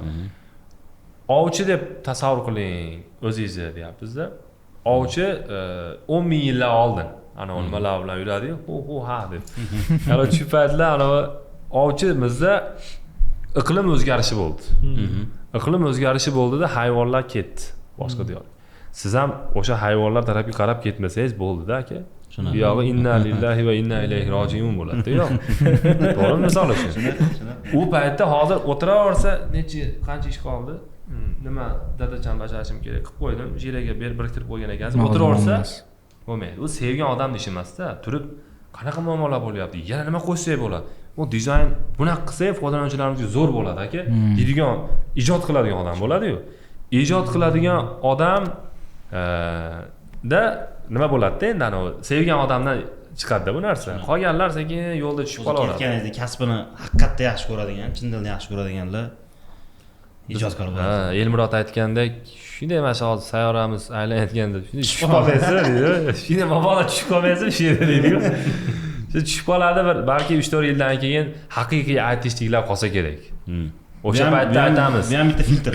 Ha, siz ana tirik qolganlardanmisiz? Deb gapirsa kerak. Buyuk tozalash davri bo'lgan deydi-yu, ana Merlinda. Hamma sehrgarlarni qirib tashlaydi-yu. Haqiqiy dasturchi deganda endi oldin nimadir bir o'zimda shunaqa bir nimadir bir tasavvur bor edi. Ya'ni introvert o'tiradi, nimadir ko'pchilik bilan gaplashmaydi. O'tirib faqat kodini yozib o'tiradi. Ya'ni qanaqa tas keladi aytganingizdek jiradan boshqa narsalar. Endi demak hozir bu yerda siz to'g'ri aytyapsiz. Ya'ni shu custom sevsa, boshqa narsa kreativlik hammasi kerakda, hozir ko'p, talablar ko'p. Talablar ko'pda hozir. Aka men qayda podkastda bo'lsa, mana shu gapni aytyapman, bugun xonamni mana gapirsamikin desam, xonam yana ana gaplaringizni boshlaysizmi deydi. Deydi-da, hozir yana shu hayolimga kelib qoldi, sog'ishdingiz-ku. Mana shu biror narsa ijod qilishda u hamma sohaga kiradi-da, ishoning. Любой odam nomvoy bo'lsa ham, non yopadigan odam ham bir ijod qilib to'xta hozir hali ilhomlanib ketadi, inspire bo'ladi. Inspiring bu juda katta ne'matda o'zi, mana ijod qilishda shunaqa ilohiy ne'matdan arzonroq qilib turib, uni nimani ondan emas, bundan olaman deb anaqani qo'shsam, keyin bitta dastavkani qo'shib qo'ysam, bo'lar ekanda deb turib unga ijodmi, mana aka. Shuni aytdim. Yunon tilidan olingan bo'lib, texnologiya, mahorat va san'at degan ma'noni bildiradi. Misol uchun. O'zi texnologiya, butun bir texnologiya, ijod, mahorat, san'atning ustiga qurilgan bo'lsa, to'g'rimi? Asos shunaqa bo'lsa. Demak, buning ichida siz bu qurolningiz sizda bo'lmaydigan bo'lsa, buning ichida siz joiz emas. Keragi yo'q. Keragi yo'q. Ha, misol uchun, korobkaning ichida 10 ta olma turadigan bo'lsa, bitta behida solib qo'ymaysiz, behida olib tashlaysiz misol uchun. Bu ijodkorlar makoni bu yer. Masalan, hozir ijod desa hamma qo'shiq bu narsani o'ylaydi-da. Endi men hamma narsani aytyapman. Yozuv qiladi, kashfiyotda bu qanaqadir mas'ul anaqadorlik. Kreativist o'ylash, ijodkorlik. Sizga o'xshab ko'p qirrali bo'lsa, endi chunki Muhammad Karim akani bir podkast chaqirishdan oldin bir research qilganimda birdaniga Google'ga yozgandan keyin bitta aka chiqib keldi. Endi u taniyman-da, siz rasmini ko'rganman-da men. Bir Novada Qo'shig'i ham qo'shiq chiqib kelyapti-da. mualliflik qo'shig'i bor. Mualliflik qo'shig'i. Boshqa joyda chiqqani yo'q, LinkedIn boshlarida chiqqani yo'q. Birinchi o'rinda shu Nova chiqib keldi, keyin bitta bossam zo'r ovoz bilan qo'shiq aytyapti aka. Aka ijodda misol Serqirrada endi. men ijodiy taraflarimni anaqa ushlab turishlik uchun kuchaytirishlik shundan foydalanaman. Bu prosta anaqa xolos menga. Hobbi. Akkumulyator. Akkumulyator. Hobbi emas, adashdik. Akkumulyator menga shunaqa berib turadi. Bu anavi narsalarim o'lib qolmasligi uchun. O'lib qolmasligi uchun xizmat qiladi-da, lekin mana shu narsam ko'p narsaga foyda bo'ladi. Kompaniyamizda dizayner yo'q. Ochig'ini aytamiz, dizayner ketgan, chopildi desam anaqa bo'ladi. O'ylab qaraldi, endi rahbar qaror bo'lgan, hozir kerak emas ekan deyapti. Chunki dizayner berayotgan narsani, ya'ni chizish shart emas-da, chizadigan AI bor. Ideyani biz beryapmiz-da. To'xta, buni bu yoqqa ol, bu noto'g'ri bo'ldi. Buni bu yoqqa ol, mana shu rangdan foydalanishing kerak. Bu rang noto'g'ri bo'ldi, misol uchun. Bu battinni ozgina rounded qilindi, border ber. Radius ber. Biz aytyapmiz, o'shani qilyapti, o'shanga to'yapmiz, misol uchun. Chiroyli chiqyapti-da. Bu uchun ham ijod kerak-da. Shunaqa. Hamma sohaga kerak aka. Ijodkor odam yutadi, har zamon yutadi. Buni o'rni bor. Bunda taklif bor, bunda tashabbus bor aka. To'g'rimi? Nimadirni ko'tarishni biladi, nimadirni kashf qilishni biladi, yangilik qiladi misol uchun. Yangilik qila olmaydigan odam hech kim kerak emas-da. Hozir juda bir muhim qobiliyatlardan biri shu. Juda ham mashq ko'nikma kerak. Eng kerakli bo'lgan skilllardan. Shunaqa. Endi hamma kompaniyalarda bunaqa xodimlar tez rivojlanadi, tez o'sadi. Masalan, tashabbuskorlik, ijodkorlik, ya'ni ular tez ko'tariladi. Chunki masalan bitta o'tirib qo'lga kirib qolgan xodimlar o'zi deyarli ko'pchilikka yoqmasa kerak. Aytganingni qilaman, bo'lmasa qilmayman.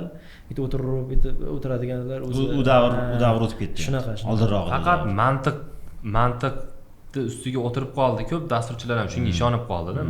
Mantiq miyani o'zi ikkita yarim shari bor. Bittasi mantiq, bittasi anaqa ijodkorlikka javob beradi-yu. Asli mana bu mantiqni ustiga o'tirib qolgan. Lekin biror narsani kashf qilish qiyin. Muammoni bersangiz yechib beradi lekin muammoni topa olmaydi. To'g'rimi? Hozir muammoni yechib beradiganlar AI yechib beryaptimi? Lekin muammoni topadigan yo'q. Biznesga borsangiz, biznesda u qanaqa tushuntirasiz? Biznesni shunday olib turib AIga tiqib olmaysiz. U вообще katta narsa-da. Endi misol uchun, u sizdek baribir biznesingizni o'ylamasa kerak. Shuning uchun bilasiz. Front-end dasturchilar, front-end emas, hozir product engineer deb qo'yganmiz. Front-end, back-end degan narsa yo'q bizda. Kelyapti. Aka taskim tugadi dedi. Xo'sh, dedim. Zerikib ketdimda, doim taskim tugadi deydi. Buni qil deb zerikib ketdim va o'zimda qolmadi hech narsa. Chunki hayolim boshqa joyda turibdi men ham. Keyin dedimda, sizga vazifa dedim, o'zingiz task toping dedim 10 ta. O'zingiz. Muammo toping dedim. Mana shunday pastga qaraydi. Aka shu yerga qaraydi-da, aka bunaqa tugadi deydi. Mana shuni qilib oldim deydi. Uka dedim, qo'lingizni oling dedim. Qo'lda oldi. Ko'rinyapti masshtab. Keyin ko'rinyapti. Nimalarni ko'ryapsiz? Men shunaqa kompaniyada ishlayapman aka. Qanaqa bo'limlar bor ekan? Qanaqa bo'limlar bor ekan? Qanaqa muammolar bor deb o'ylaysiz? Nima deb o'ylaysiz? Mana xodimlar bilan ishlash muammolar bor. Mana bu yerda manaqa muammo bor. Bir o'ylang, mana ishlating dedim sal. Desam, bo'ldi deyapti-da. Borib o'zi yechim qidiryapti. Keyin mana shunaqa narsa qilsa bo'lar ekan. Keyin buni qilsa bo'lar ekan. Keyin misol uchun bir payt aytdi-da, Jirani misol uchun. Biz Jira ishlatmaymiz. Unsubscribe bo'lganmiz, o'zimiz yozib chiqqanmiz 2-3 haftada. Zo'r, вообще maza qilib ishlatamiz misol uchun. Sprint deb qo'yganmiz nomini. O'zimiz foydalanamiz. Test tracking sprint. Shuni o'zimiz qaytadan yozib chiqsak nima bo'ladi dedi. Mana sekin ishlayapti kalla deyapti misol uchun. To'g'rimi? Mana shu ijodda misol, mana shu ijod, mana shu qarorda orqasidan to'g'ri oddiy narsa, lekin shu miyadan chiqib biznesga aytilyapti va biznesga bilasizmi qancha value keltiradi? $6,000 qanchadir to'laysiz eng kamida. Qimmat Jira misol uchun. Memberlarga Collection bor, unchidan knowledge base bor, anaqa wikisi bor. Wikida ham yozib chiqdik. O'sha bola wikida ham yozdi hozir mana. Ismi Nodirbek. O'zi ham ko'rsa bo'ladi. Shu bola wikida yozdi. Knowledge base qo'yganmiz. Kirsangiz hamma proyektlar nimasi bor. Keyin Nodirbek dedim, PRD'lari bor. Ha, misol. PRDC ham bor, arxitektura, sequence diagrammasi, user flow, readme faylllari, xullas hammasi bor. Hamma proyektniki bor. Kirib o'rganib chiqasiz maza. Shu bittagina miyada tug'ilgan ijod mahsuli kompaniyaga juda katta ilm olib keldi. Qiymat. Shular qadrlanadi-da aka. Shunaqa. to'g'rimi? Masalan, men bu komandalar bilan ishlaganimda o'zi xodimlarga aytaman-da, o'zi bolalarga aytaman, bir kutib qolmanglar, task berishda, kimni berishda o'zlaring o'ylanglar. Xuddi siz aytganingizdek, kutib qolmanglar ishtimani. Masalan, nimadir bo'sh bo'lib qoldlaringmi, o'ylanglar nimadir, yangi narsa izlaninglar. Masalan, ko'pchilik shuni qadrlaydi-da, masalan, kimdandir topshiriq olishni emas, o'zi qanday o'ylab, tashabbus bildirib, nimadir yangi narsalar o'ylab chiqib, to'g'ri, shularni bir qadrlaydi. Shunaqa qobiliyatlar, mana shunaqa bir qobiliyatlar endi sekin-sekin shularni rivojlantirish kerak menimcha. Bu odamni o'zidagi qadriyatlar nimadan ko'nikmalar. Bu aka aqlga tegishli narsa emas menimcha. Bilmayman, bu qanaqadir odamning ruhiyatidagi narsalarda. Bitta akamiz aytuvdi, bitta olim odamda endi u ham aytyapti, sun'iy intellekt baribir borib o'sha nimaga borib taqaladi deydi-ku, miyani o'rnini replace qilmoqchi bo'lyapti-da, aqliy narsalarni misol uchun. Lekin insonda ruhiy narsalar ham bor. Hissiyot bor, ruhiy narsalar bor, ruhiy qanaqadir duh bor, shijoat bor, jazm bor, misol uchun qat'iyat bor, to'g'rimi? Bu AIda yo'q bu narsa. To'g'rimi? Siz o'sha narsalaringizni ham ustida ishlashingiz kerak-da menimcha. Mana shu narsalar ustida ishlash kerak. Bu ilhomlanish ham shundan kelib chiqsa kerak. Bilmayman endi buni, u katta tema o'zi. Endi menda o'zi nativniy borligi uchun shundan hayotda foyda berganligi uchun aytyapman. Birga ishlaymiz, qachondan beri birga. Biz rahbar, masalan biz meni olib aytaylik, IT qanaqadir mutaxassisligim uchun yoki dasturchiligim uchun meni ushab turmayapti. Dasturlashni bilishligim meni kompaniyada ushab turishga sababchi narsa emas, birlamchi narsa emas. Meni qanaqadir hozir yuqorida aytgan narsalarimiz bor. Boshlig'im bilan aniq men nima uchun kompaniyada olib o'tiribsiz degan savol bermaganman, lekin bilaman. Rahbarim ham ko'radi-da, Muhammad Karim nima qilsak bo'ladi deydi-da. Mendan aynan shu narsalarni kutadi. Tashabbus, nima qilsak bo'ladi, qanaqa qilsak bo'ladi, yana nimalar yangiliklar qilsak bo'ladi degan narsam uchun meni kompaniyada ushlab turadi. Bo'lmasa meni zig'irchalik qadrim yo'q, ana u dasturlash bo'yicha, boshqasi bo'yicha. Ya'ni bo'lishi mumkin qadr, lekin birlamchi emas. Juda ham asosiy faktor emas. Meni asosiy meniki aynan, meniki shunda. Ya'ni shu narsa ushlab turishga yordam beradi. Qolganini qilaveradi hozir. Demak, hozir umumlasak, yoshlarda hozir endi sekin-sekin ITga kirib kelayotganlar, boshqa narsalar bularga shunaqa bir tavsiya bo'lishi mumkin. Ijodkorlik masalan istalgan sohaga deylik. Nafaqat IT, hamma sohada tanqidiy fikrlash, mana shu narsa, tashabbuskorlik, masalan, qanaqadir bir o'yin tashabbuskorlik boshqa narsalar aytganingizdek, bu odam buni qilish mumkin. Endi sekin-sekin uni yoshligidan o'rgatsa bo'ladi. Ya'ni introvertlik emas, ya'ni odamlar bilan kirishimlilik, masalan, to'g'ri, kirishimlilik, masalan, kommunikatsiya yaxshi bo'lishi, shunaqa qobiliyatlarni rivojlantirish kerak. Ya'ni bunaqa to'g'ri savol berish, shunaqa qobiliyatlar bir yaxshi rivojlantirsa, sizga toollar tiqilib yotibdi. Shunaqa. ChatGPTlar boshqa narsalar bor, shular to'llanishlarda o'zingizga qolgan narsani qilib yurishingiz mumkin. Asosiy ko'nikmalar bo'lsa, ya'ni ular qilib bergan narsani tez qilib to'g'ri joyga qo'yishni bilish. Ya'ni aytganingizdek, hozir startap qilish juda oson.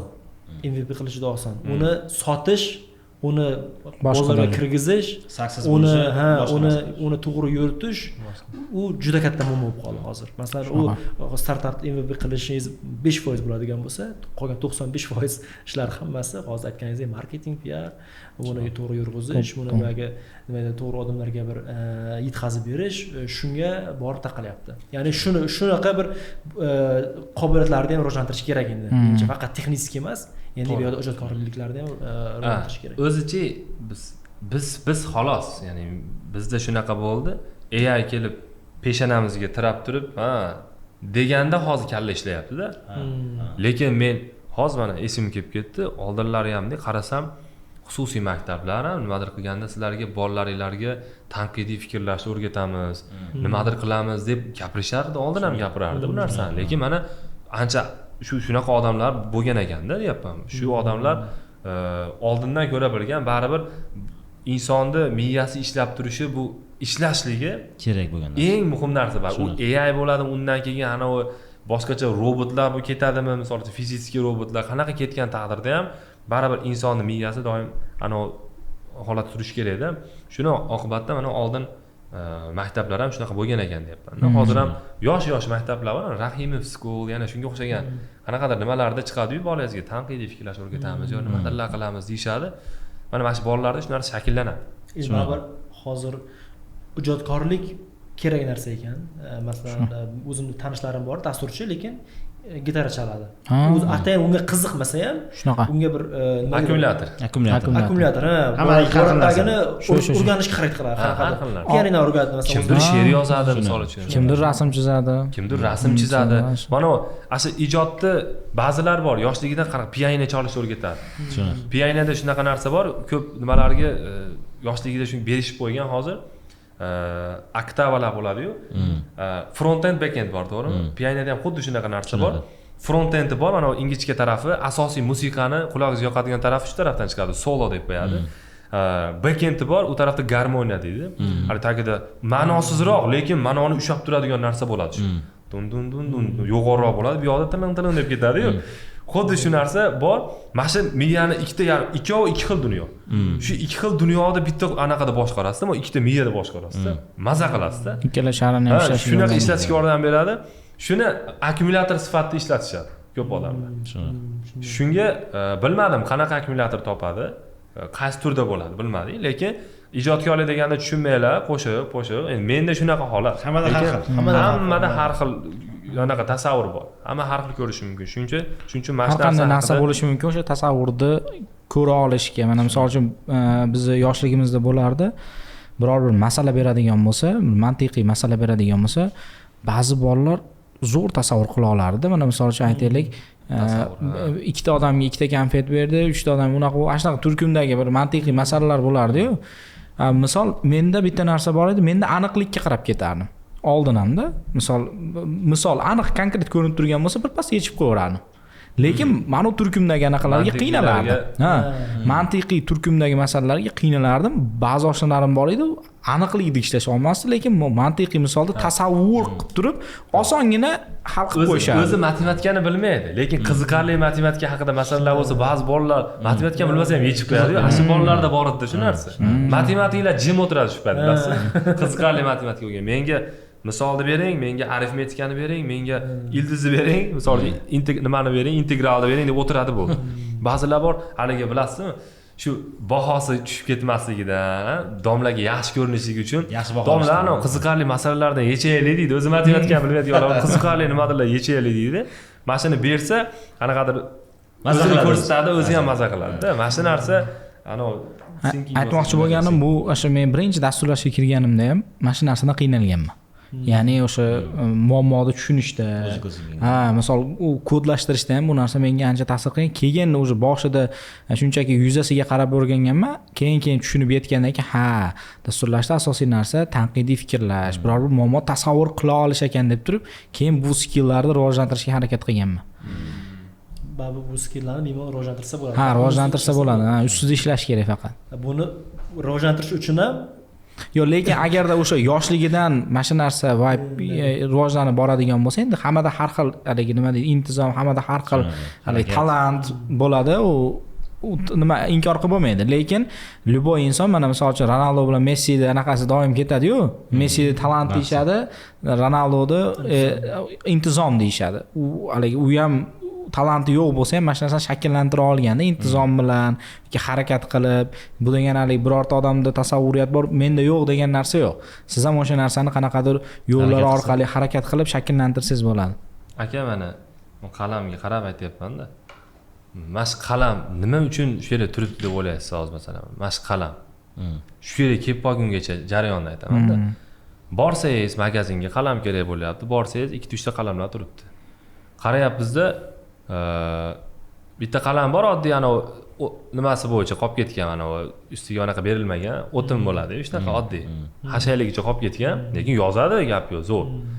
Ikkinchisi turibdi, anaqa shakl berilgan. Bo'yalgan misol uchun. Bo'yalgan, mana tepada rangni qarang, chiroyli ajratib qo'ygan, keyin manaqasiga yozib bergan misol.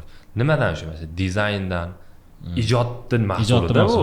Mana shu ijod mashaga kelishiga sababchi bo'lgan, to'g'rimi? Shunaqa. Lekin qalamni qarang, qalam kecha yana bitta zo'r gap aytdim.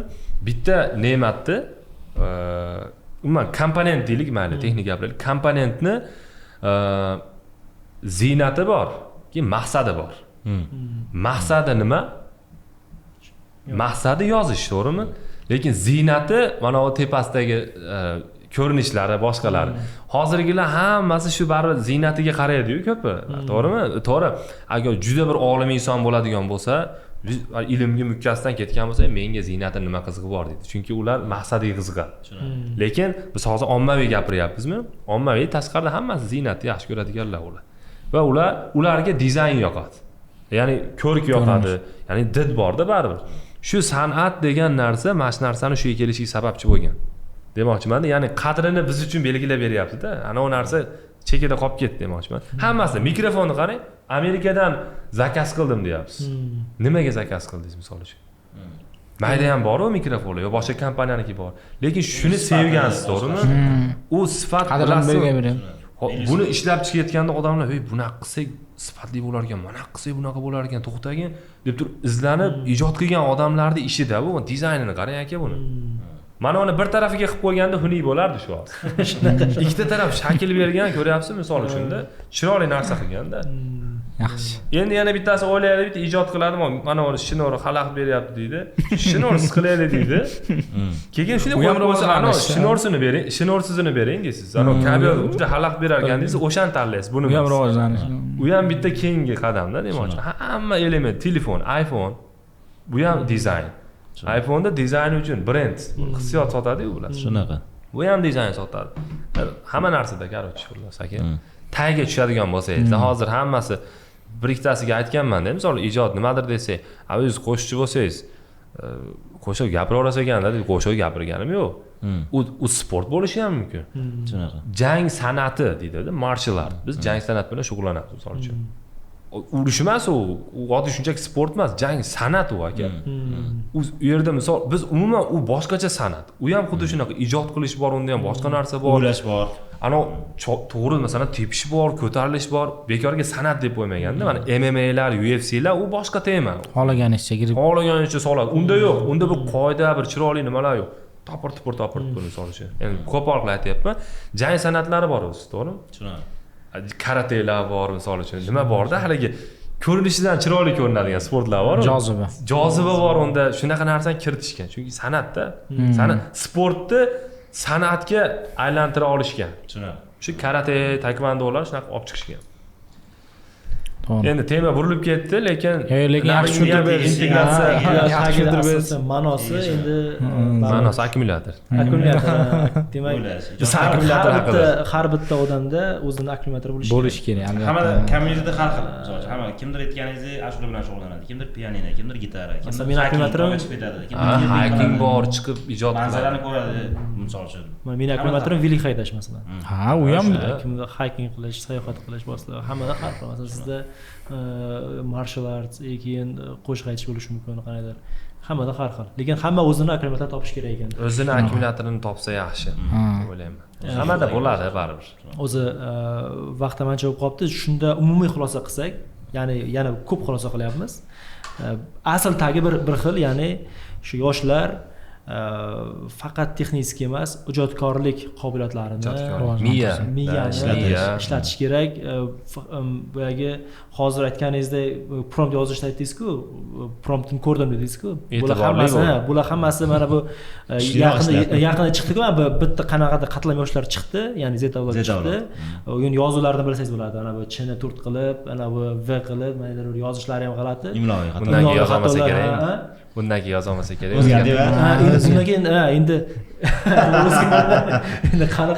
qachon endi bunga o'tar ekanini bilmadim.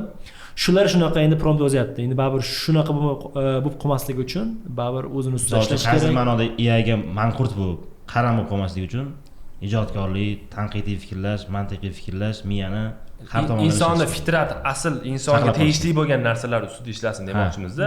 Shunaqa. Ana source party narsalar bor-ku, ular masalan insonni o'zidagi narsalar ustida ishlasa, shu qutqarib qoladi. Ertaga cloudmi nimadir o'chgan paytda ham bemalol o'rni bor. Xonadonga ketganda pufa yorilgandan keyin o'zimizni qiymatimiz ham o'sha pufa bilan yorilib ketish, yo'qolib ketish kerak emas-da. Insonning o'zini aqliy idroki qolishi kerak. Tabiiy intellektni qanchalik rivojlantirsa, insonni o'ziga foydali. iloji boricha o'sha informatsiyalarga nisbatan ham ro'za tutish kerak. Shunaqa. Hozir hamma ma'lumotni olib kelib u yoqdan bu yoqdan solavermaslik kerak. Mana aytganlaridek odamni charchatib qo'yadi. Hype'ga qarab yoki u yoqqa qarab yurish kerak emas. Asosiy hozir biz ham bunday olib qaraganda qaysidir ma'noda mana shu hype'larning qurboni bo'lyapmiz-da. Bu narsani qurboni bo'lmasligi uchun odamga ilm kerak. Ilm bor joyda tanqidiy fikrlash bo'ladi. Odam qachon tanqidiy fikrlash bo'ladi? Biror narsani har xil tomondan qarab ko'ra oladi, u odamda ilm shakllangan bo'lsa. Ilm qura olishlik uchun odam fokus bilan bir narsani ustida ko'proq izlanish kerak, o'rganish kerak, kitob o'qish kerak-da, keyin ilm shakllanadi. Shuning uchun u narsalarga yetish uchun albatta hozir o'zi bilgan bo'lsanglar, AI chiqishdan oldin Instagram degan vabo odamlarni juda qiynab kelayotdi va u narsa уже esdan ham chiqib ketdi hozir. Instagram. Yo'q, endi aytmoqchi bo'lganimda, o'zi Instagram haqida men misol uchun ancha-muncha odam gapirayotganini eshitmayapman-da.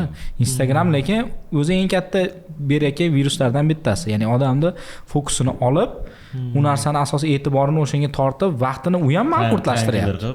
Ijtimoiy tarmoq. U ham manqurtlashtiryapti. Ya'ni qaysi ma'noda u sizni xotirangizni pasaytiryapti, o'ylashingiz yo'q. Vaqt ketadi. Endi ham bu yoqdan foydalanib yuribmizda, ham prosta bor narsamizni ham unga berib qo'yapmiz, AI ga berib qo'yapmiz. U yana bitta texnologiya chiqyapti, o'sha bu narsa biz to'laqonli yo'qotib yuborishga harakat qilyapti. O'shaning uchun birinchi navbatda ozgina o'sha ro'za tutish kerak. Me'yorni bilish kerak. Qurbon qilyapti. Anavi nimada ham bitta podkast 2 soatlik podkast bo'lsa, 2 soat ko'p, bu erinadi-da.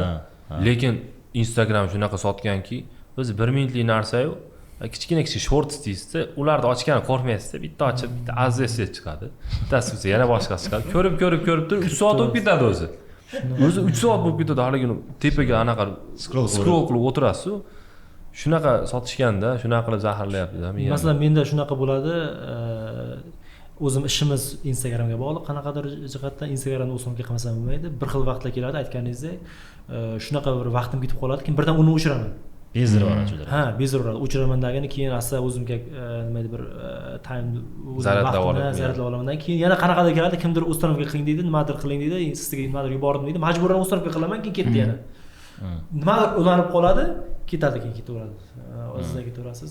Keyin aytaman, to'xta, xurshid, nima qilyapsan? Shuncha vaqting ketib qoldi, undan ko'ra keyin yana shunaqa sigal qaytarib o'tyapti. Ya'ni odam endi baribir intizom bo'lish kerak. Nima edi, o'zini vaqtini nima edi bir qadrini bilish kerak-da. Ya'ni o'zini vaqt shunchalik qadrli narsaligini ko'pchilik bilmaydi hozir.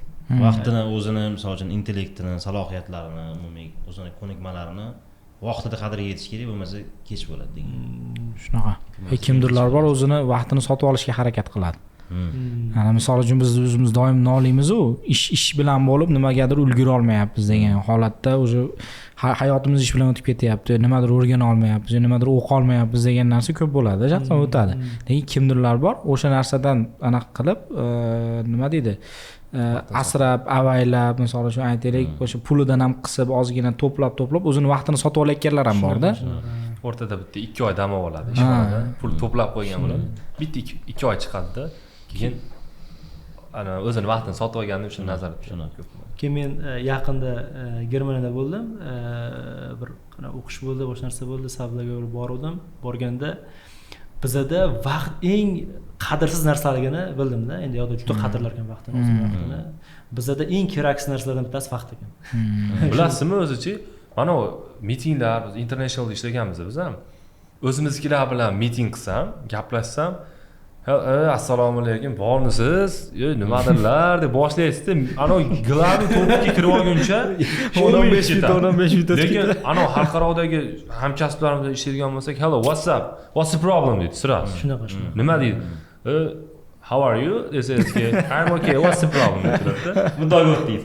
Misol shunaqa juda qisqa bo'ladi, boshida tanishuv, keyin ha deb ketadi. Madaniyat bilan shunaqa o'tib ketadi. Vaqt qadriga to'g'ri aytyapti. Har tomon nima aytadi? Qanaqadir nima edi bir vaqtini o'tkazib turish uchun nimagadir qilib turadi. Vaqtini o'tkazish uchun. Vaqtini o'tkazish uchun nima deydi, bir nimadir kutyapti, vaqtini o'tkazish uchun nimadir qilib turadi. Shunaqa. Masalan, men yerda ko'rdim bir xillarni, endi o'zimizda ham bor, lekin juda ko'p ko'rdimda.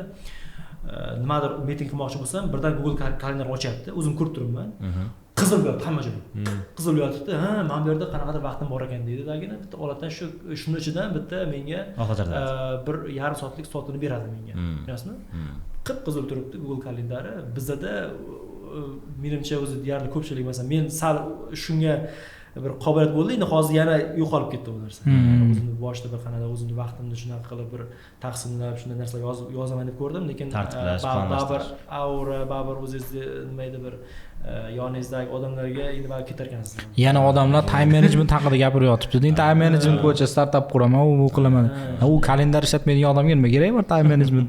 Shunday. Tartiblamagan, kunni tartiblamagan.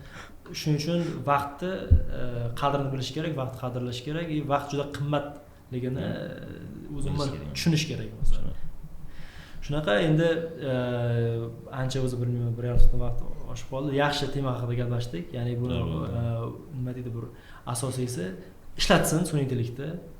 Me'yorida, odobida, undan keyin ya'ni ijodkorlik, boshqa shuna qobiliyatlarni ham rivojlantiraylik. Bitta gap bilan tugatsam maylimi? Ha, bemalol. Yana bitta o'sha olim odamning gapi bor edi. Biz mana shu odamning gapini 3 marta aytdim. Hasanxon domlaning gapi. Domla aytdi-da, joiz narsalar bor o'zi. Hamma narsani haqqi bor. Onani haqqi bor, boshlarda haqqi bor, ishxonaga borsangiz sizga gapiradigan, nimani haqqi, uyquni haqqi bor bu yerda, kam uxlasangiz ham yaxshi emas. Hamma narsani haqqi bor. Lekin biror narsani haqqini berishdan oldin sen bir o'ylab qo'yki, u boshqa narsani haqqidan ketib qolmasin bunga, deydi-da. Ya'ni bu yerda miyani ham o'zini haqqi bor deb o'ylayman-da. Miya ishlamasa insonni nima o'zi miya-yu ajratib turadigan narsasi, to'g'rimi misol uchun? Hayvonni ajratib miya ham ishlamasdan, bu ishlamasdan AI ketib qoladigan bo'lsa, noto'g'ri-da bu. Ya'ni hamma narsani o'zini haqqini berib tursin. Me'yor deganlarni kengaytirib qo'ydim-da. Hamma narsani o'zini me'yori bor misol uchun. Shunga amal qilsa yaxshiroq menimcha. Me'yorida bo'lsa, hammasini o'z vaqtida har doim chaqlab tursa, endi umuman hamma narsa ishlatish, o'qish, yangi qanaqadir texnologiyani o'rganish, yangi qanaqadir bilim ustida o'rganish, fikrlash, ijodkorlik, boshqa o'zini ustida ishlash, kitob o'qish bo'lishi mumkin, har xil. Shuni miyani chaqlab tursa, o'shani qaram bo'lib qolmaydi. O'zligini yo'qotib ham qo'ymaydi. Baba shu hozir fikrlarni o'ylab ko'raman degan, hammasi bu oldindan kelgan fikrlar, ya'ni umumiy formulada baribir bekorga aytmagan ekan, shu ulug'lar bor, hammasi. Fundament yo'qolgani yo'q baribir. Masalan, ya'ni nima edi, bir ko'p kitob o'qisang nima bo'ladi aytganingizdek, hozir kreativ, ya'ni tanqidiy fikrlash o'sadi, tasavvur kengayadi. Baba hammasi shunga taqalyapti. Ya'ni bular o'tkinchi narsaga o'xshaydi. Shunchaki AI ham bitta kichkina bir mana shu asrdagi bir o'tkinchi narsaga o'xshayapti. O'tmasa ham normallashib qoladi baribir. Shu yana o'zini bir boyagi reelsga tushib oladi o'zi. Sekin tushib oladi. Keyin bekor qilgan ekanmiz deydi ba'zilar. Ba'zilar yaxshi ham tashlab qo'ymaganmiz deydi. To'g'rimi? Covidda masalan hozir oddiy holat bo'lib qoldi-ku, masalan bir boshida bir massiviy hamma borladi, keyin boyagi bo'ldi. Masalan telefon chiqqanda, revolyutsiya bo'lganda, telefon chiqqanda. Immunitet shakli. Masalan kompyuter birinchi chiqqanda, birinchi kompyuter chiqqanda ko'pchilik o'ylagan, masalan ishimni olib qo'yadi, boshqa narsa bo'ladi. Mana hozir normal holatga keldi. Masalan hech kim kompyuter chiqqanda yangi ishlar chiqqan, kompyuterning ichida bir dunyo chiqqan. Qancha ishlar chiqdi, ya'ni kompyuter orqasidan masalan. Bu ham menimcha sun'iy intellekt hozir shunaqa bir aytganingizdek bir to'zon turibdi. Chang to'zon ko'rinmayapti. Bir 3-4 yildan keyin menimcha kam vaqt qoldi, o'zi sekin-sekin asta hali ko'p narsalar chiqmagan, yangi rollar chiqdi bir ikkita, lekin u rollar bo'yicha hali ish o'rinlari ochilgani yo'q-da. Hozir startaplarni chiqarish, product engineer deb qo'yadi, yana bir bola system thinker deb qo'yadi, yana bir narsa deydi, nomlar bor, lekin hech kim unaqa rolda hozir hire qilgani yo'q-da. Shular endi normallashib, standartga bo'ldi, mana shu rolga kelishdik, hamma joyda ketdimi? Mana vibe coder degan narsa chiqdi. Endi hozir vibe coder deb bir ikkita joyda qidirishyapti, misol uchun. Shunga o'xshab ular ham o'rnini topib olsa, yana yangi rollar chiqadi. Yangi rollar chiqadi. Va qachondir ITda kimdir ishlash kerak bo'lsa, biz ishlaymiz. Buni boshqa tashqaridan kelib taksisi ishlamaydi yoki boshqa sohani vakili ishlamaydi. Biz ishlaymiz-da. Bu savdo ekani gap edi. Adashmasam bitta podkastda eshitdim. Agarda inson tanqidiy fikrlashini yo'qotib boradigan bo'lsa, insoniyat yaratgan eng oxirgi texnologiya bu sun'iy intellekt bo'ladi. Bu o'zimning gapim deyman. Yo'q, meni gapim emas bu. Ushtakani gapmi? Yo'q, Timur akaning gapi edi menimcha. Zo'r gapda, qarang. Agar shu mana yuqoridagi aytgan narsalarimiz bor-ku, aql, mana miya degan narsalar, ijodkor degan narsalar, agar shular ishlatmasa, oxirgi insoniyat yaratgan narsasi bu Sun'iy intellekt. sun'iy intellekt bo'lib qoladi. Bunga yaqqol misol GPS. GPS chiqqandan keyin, trekking qilinadigandan keyin odamlar oldin yurgan haydovchilarda ko'p shunaqa o'tkazilgan ekan. So'rovnoma o'tkazilgan. Oldin A nuqtadan B nuqtaga borish xotirasi zo'r bo'lgan. Hozir A nuqtadan B nuqtaga 100 marta qatnagan bo'lsa ham GPS orqali boradi. Shunaqa. Aslida men deyarli ko'p masalan uydan Endi shunaqa odatib navigator. qolgan menda. Shunday mashina bitta bosaman, home work. Navigator. O'zi chiqib turadi. Ya'ni bitta bosaman, o'zi bitta yo'l o'zi. Endi u bitta GPS. U bitta misol uchun telefon, misol uchun kontaktni oldin kontaktlarni bilishardi. Terishardi mana shu telefonda mana nomer deb yozilgan bo'lsa yoddan bo'ladi. Kalkulyator bo'lishi mumkin. Misol uchun kontakt shunaqa. O'ylamay qo'yganman. Yandexda ham ko'p yuraman-ku. Kiradida mahalla bor endi uyimiz oldi, mahallalar bor. Hozir qayoq bilan chiqib bu yoq bilan chiqib ketsam bo'ladimi deb har kuni hamma shopir aytadi. Har kuni yuroning Lyuboy bilan chiqib ketsa bo'ladi deyman. Ana odam Toshkentlik bo'ladi, endi 01 keladi. Hech yurmaganmi deyman bu taraf yoki ana kartaga qarab aytadi. Bu yerdan chiqib ketsa bo'ladimi? Kartaga qarab aytadi. Men ko'chaga qarasa o'zimda qarasa ko'cha ko'rinib turadi o'zi. Ko'cha ko'rinib turadi. Sal o'ylaydi, hozir bu yoqdan kirdim. Bunaqa narsa yo'q-da. Miyani ham sekin O'sha misol dam olib tura olasiz. kichkina misollar GPS misol uchun telefonning chiqishi kontaktlarning funksiyasi aytganimizdek. Endi AI uni quturgan versiyasida. Xirillab turgan versiyasida. Berib qo'ysangiz men tamomda. Aytganingiz oxirgi pikimiz shu third party narsalarga miyani berib topshirib qo'ymaslik. Mana men miyani olib, mana sizga bemalol men o'tib kelyapman deb turib, ishim bor edi. Ha, ishim bor. Shunaqa o'zi hozir aka keskin tugatmasangiz bu safar yana ketib qolamiz. Yo'q, bo'ldi. Oxiri o'zbeklarda shunaqa o'zi. Mayli, xo'p, bo'pti, mayli, xo'p. Yaxshi, mayli, xo'p. Salomatinglar, bo'pti, xo'p. Gaplashamiz. Bo'pti, bo'pti deb qolaveradi. Xo'p, Endi bo'lmasa gaplashsa gap ko'p. Zo'r tema bu. Misol uchun maza qildim. Muhammad Karim aka sizga katta rahmat. Hammaga rahmat. Kuzatuvchilarimiz ham shu ko'rgan vaqtiga nima deydi bir ajratgan vaqtiga bir arziydigan podkast bo'ldi deb o'ylaymiz. Umid qilamiz. Nasib bo'lsa ajratgan vaqtlaringizga katta rahmat. Sizlarga ham katta rahmat. Vaqtingizni ajratib kelganingizga Taklif uchun Rahmat taklif uchun. Nasib bo'lsa ijodkorlikdan boshqa nima deydi bir charchamangizlar. Har doim zararli bo'lib. Rahmat. Shunaqa yangi akkumulyatorlar topib o'zlaringizga. Shunaqa. Hammaga rahmat, sog' bo'linglar. Rahmat, vaqtingizga rozi bo'ling. Rahmat, charchamanglar.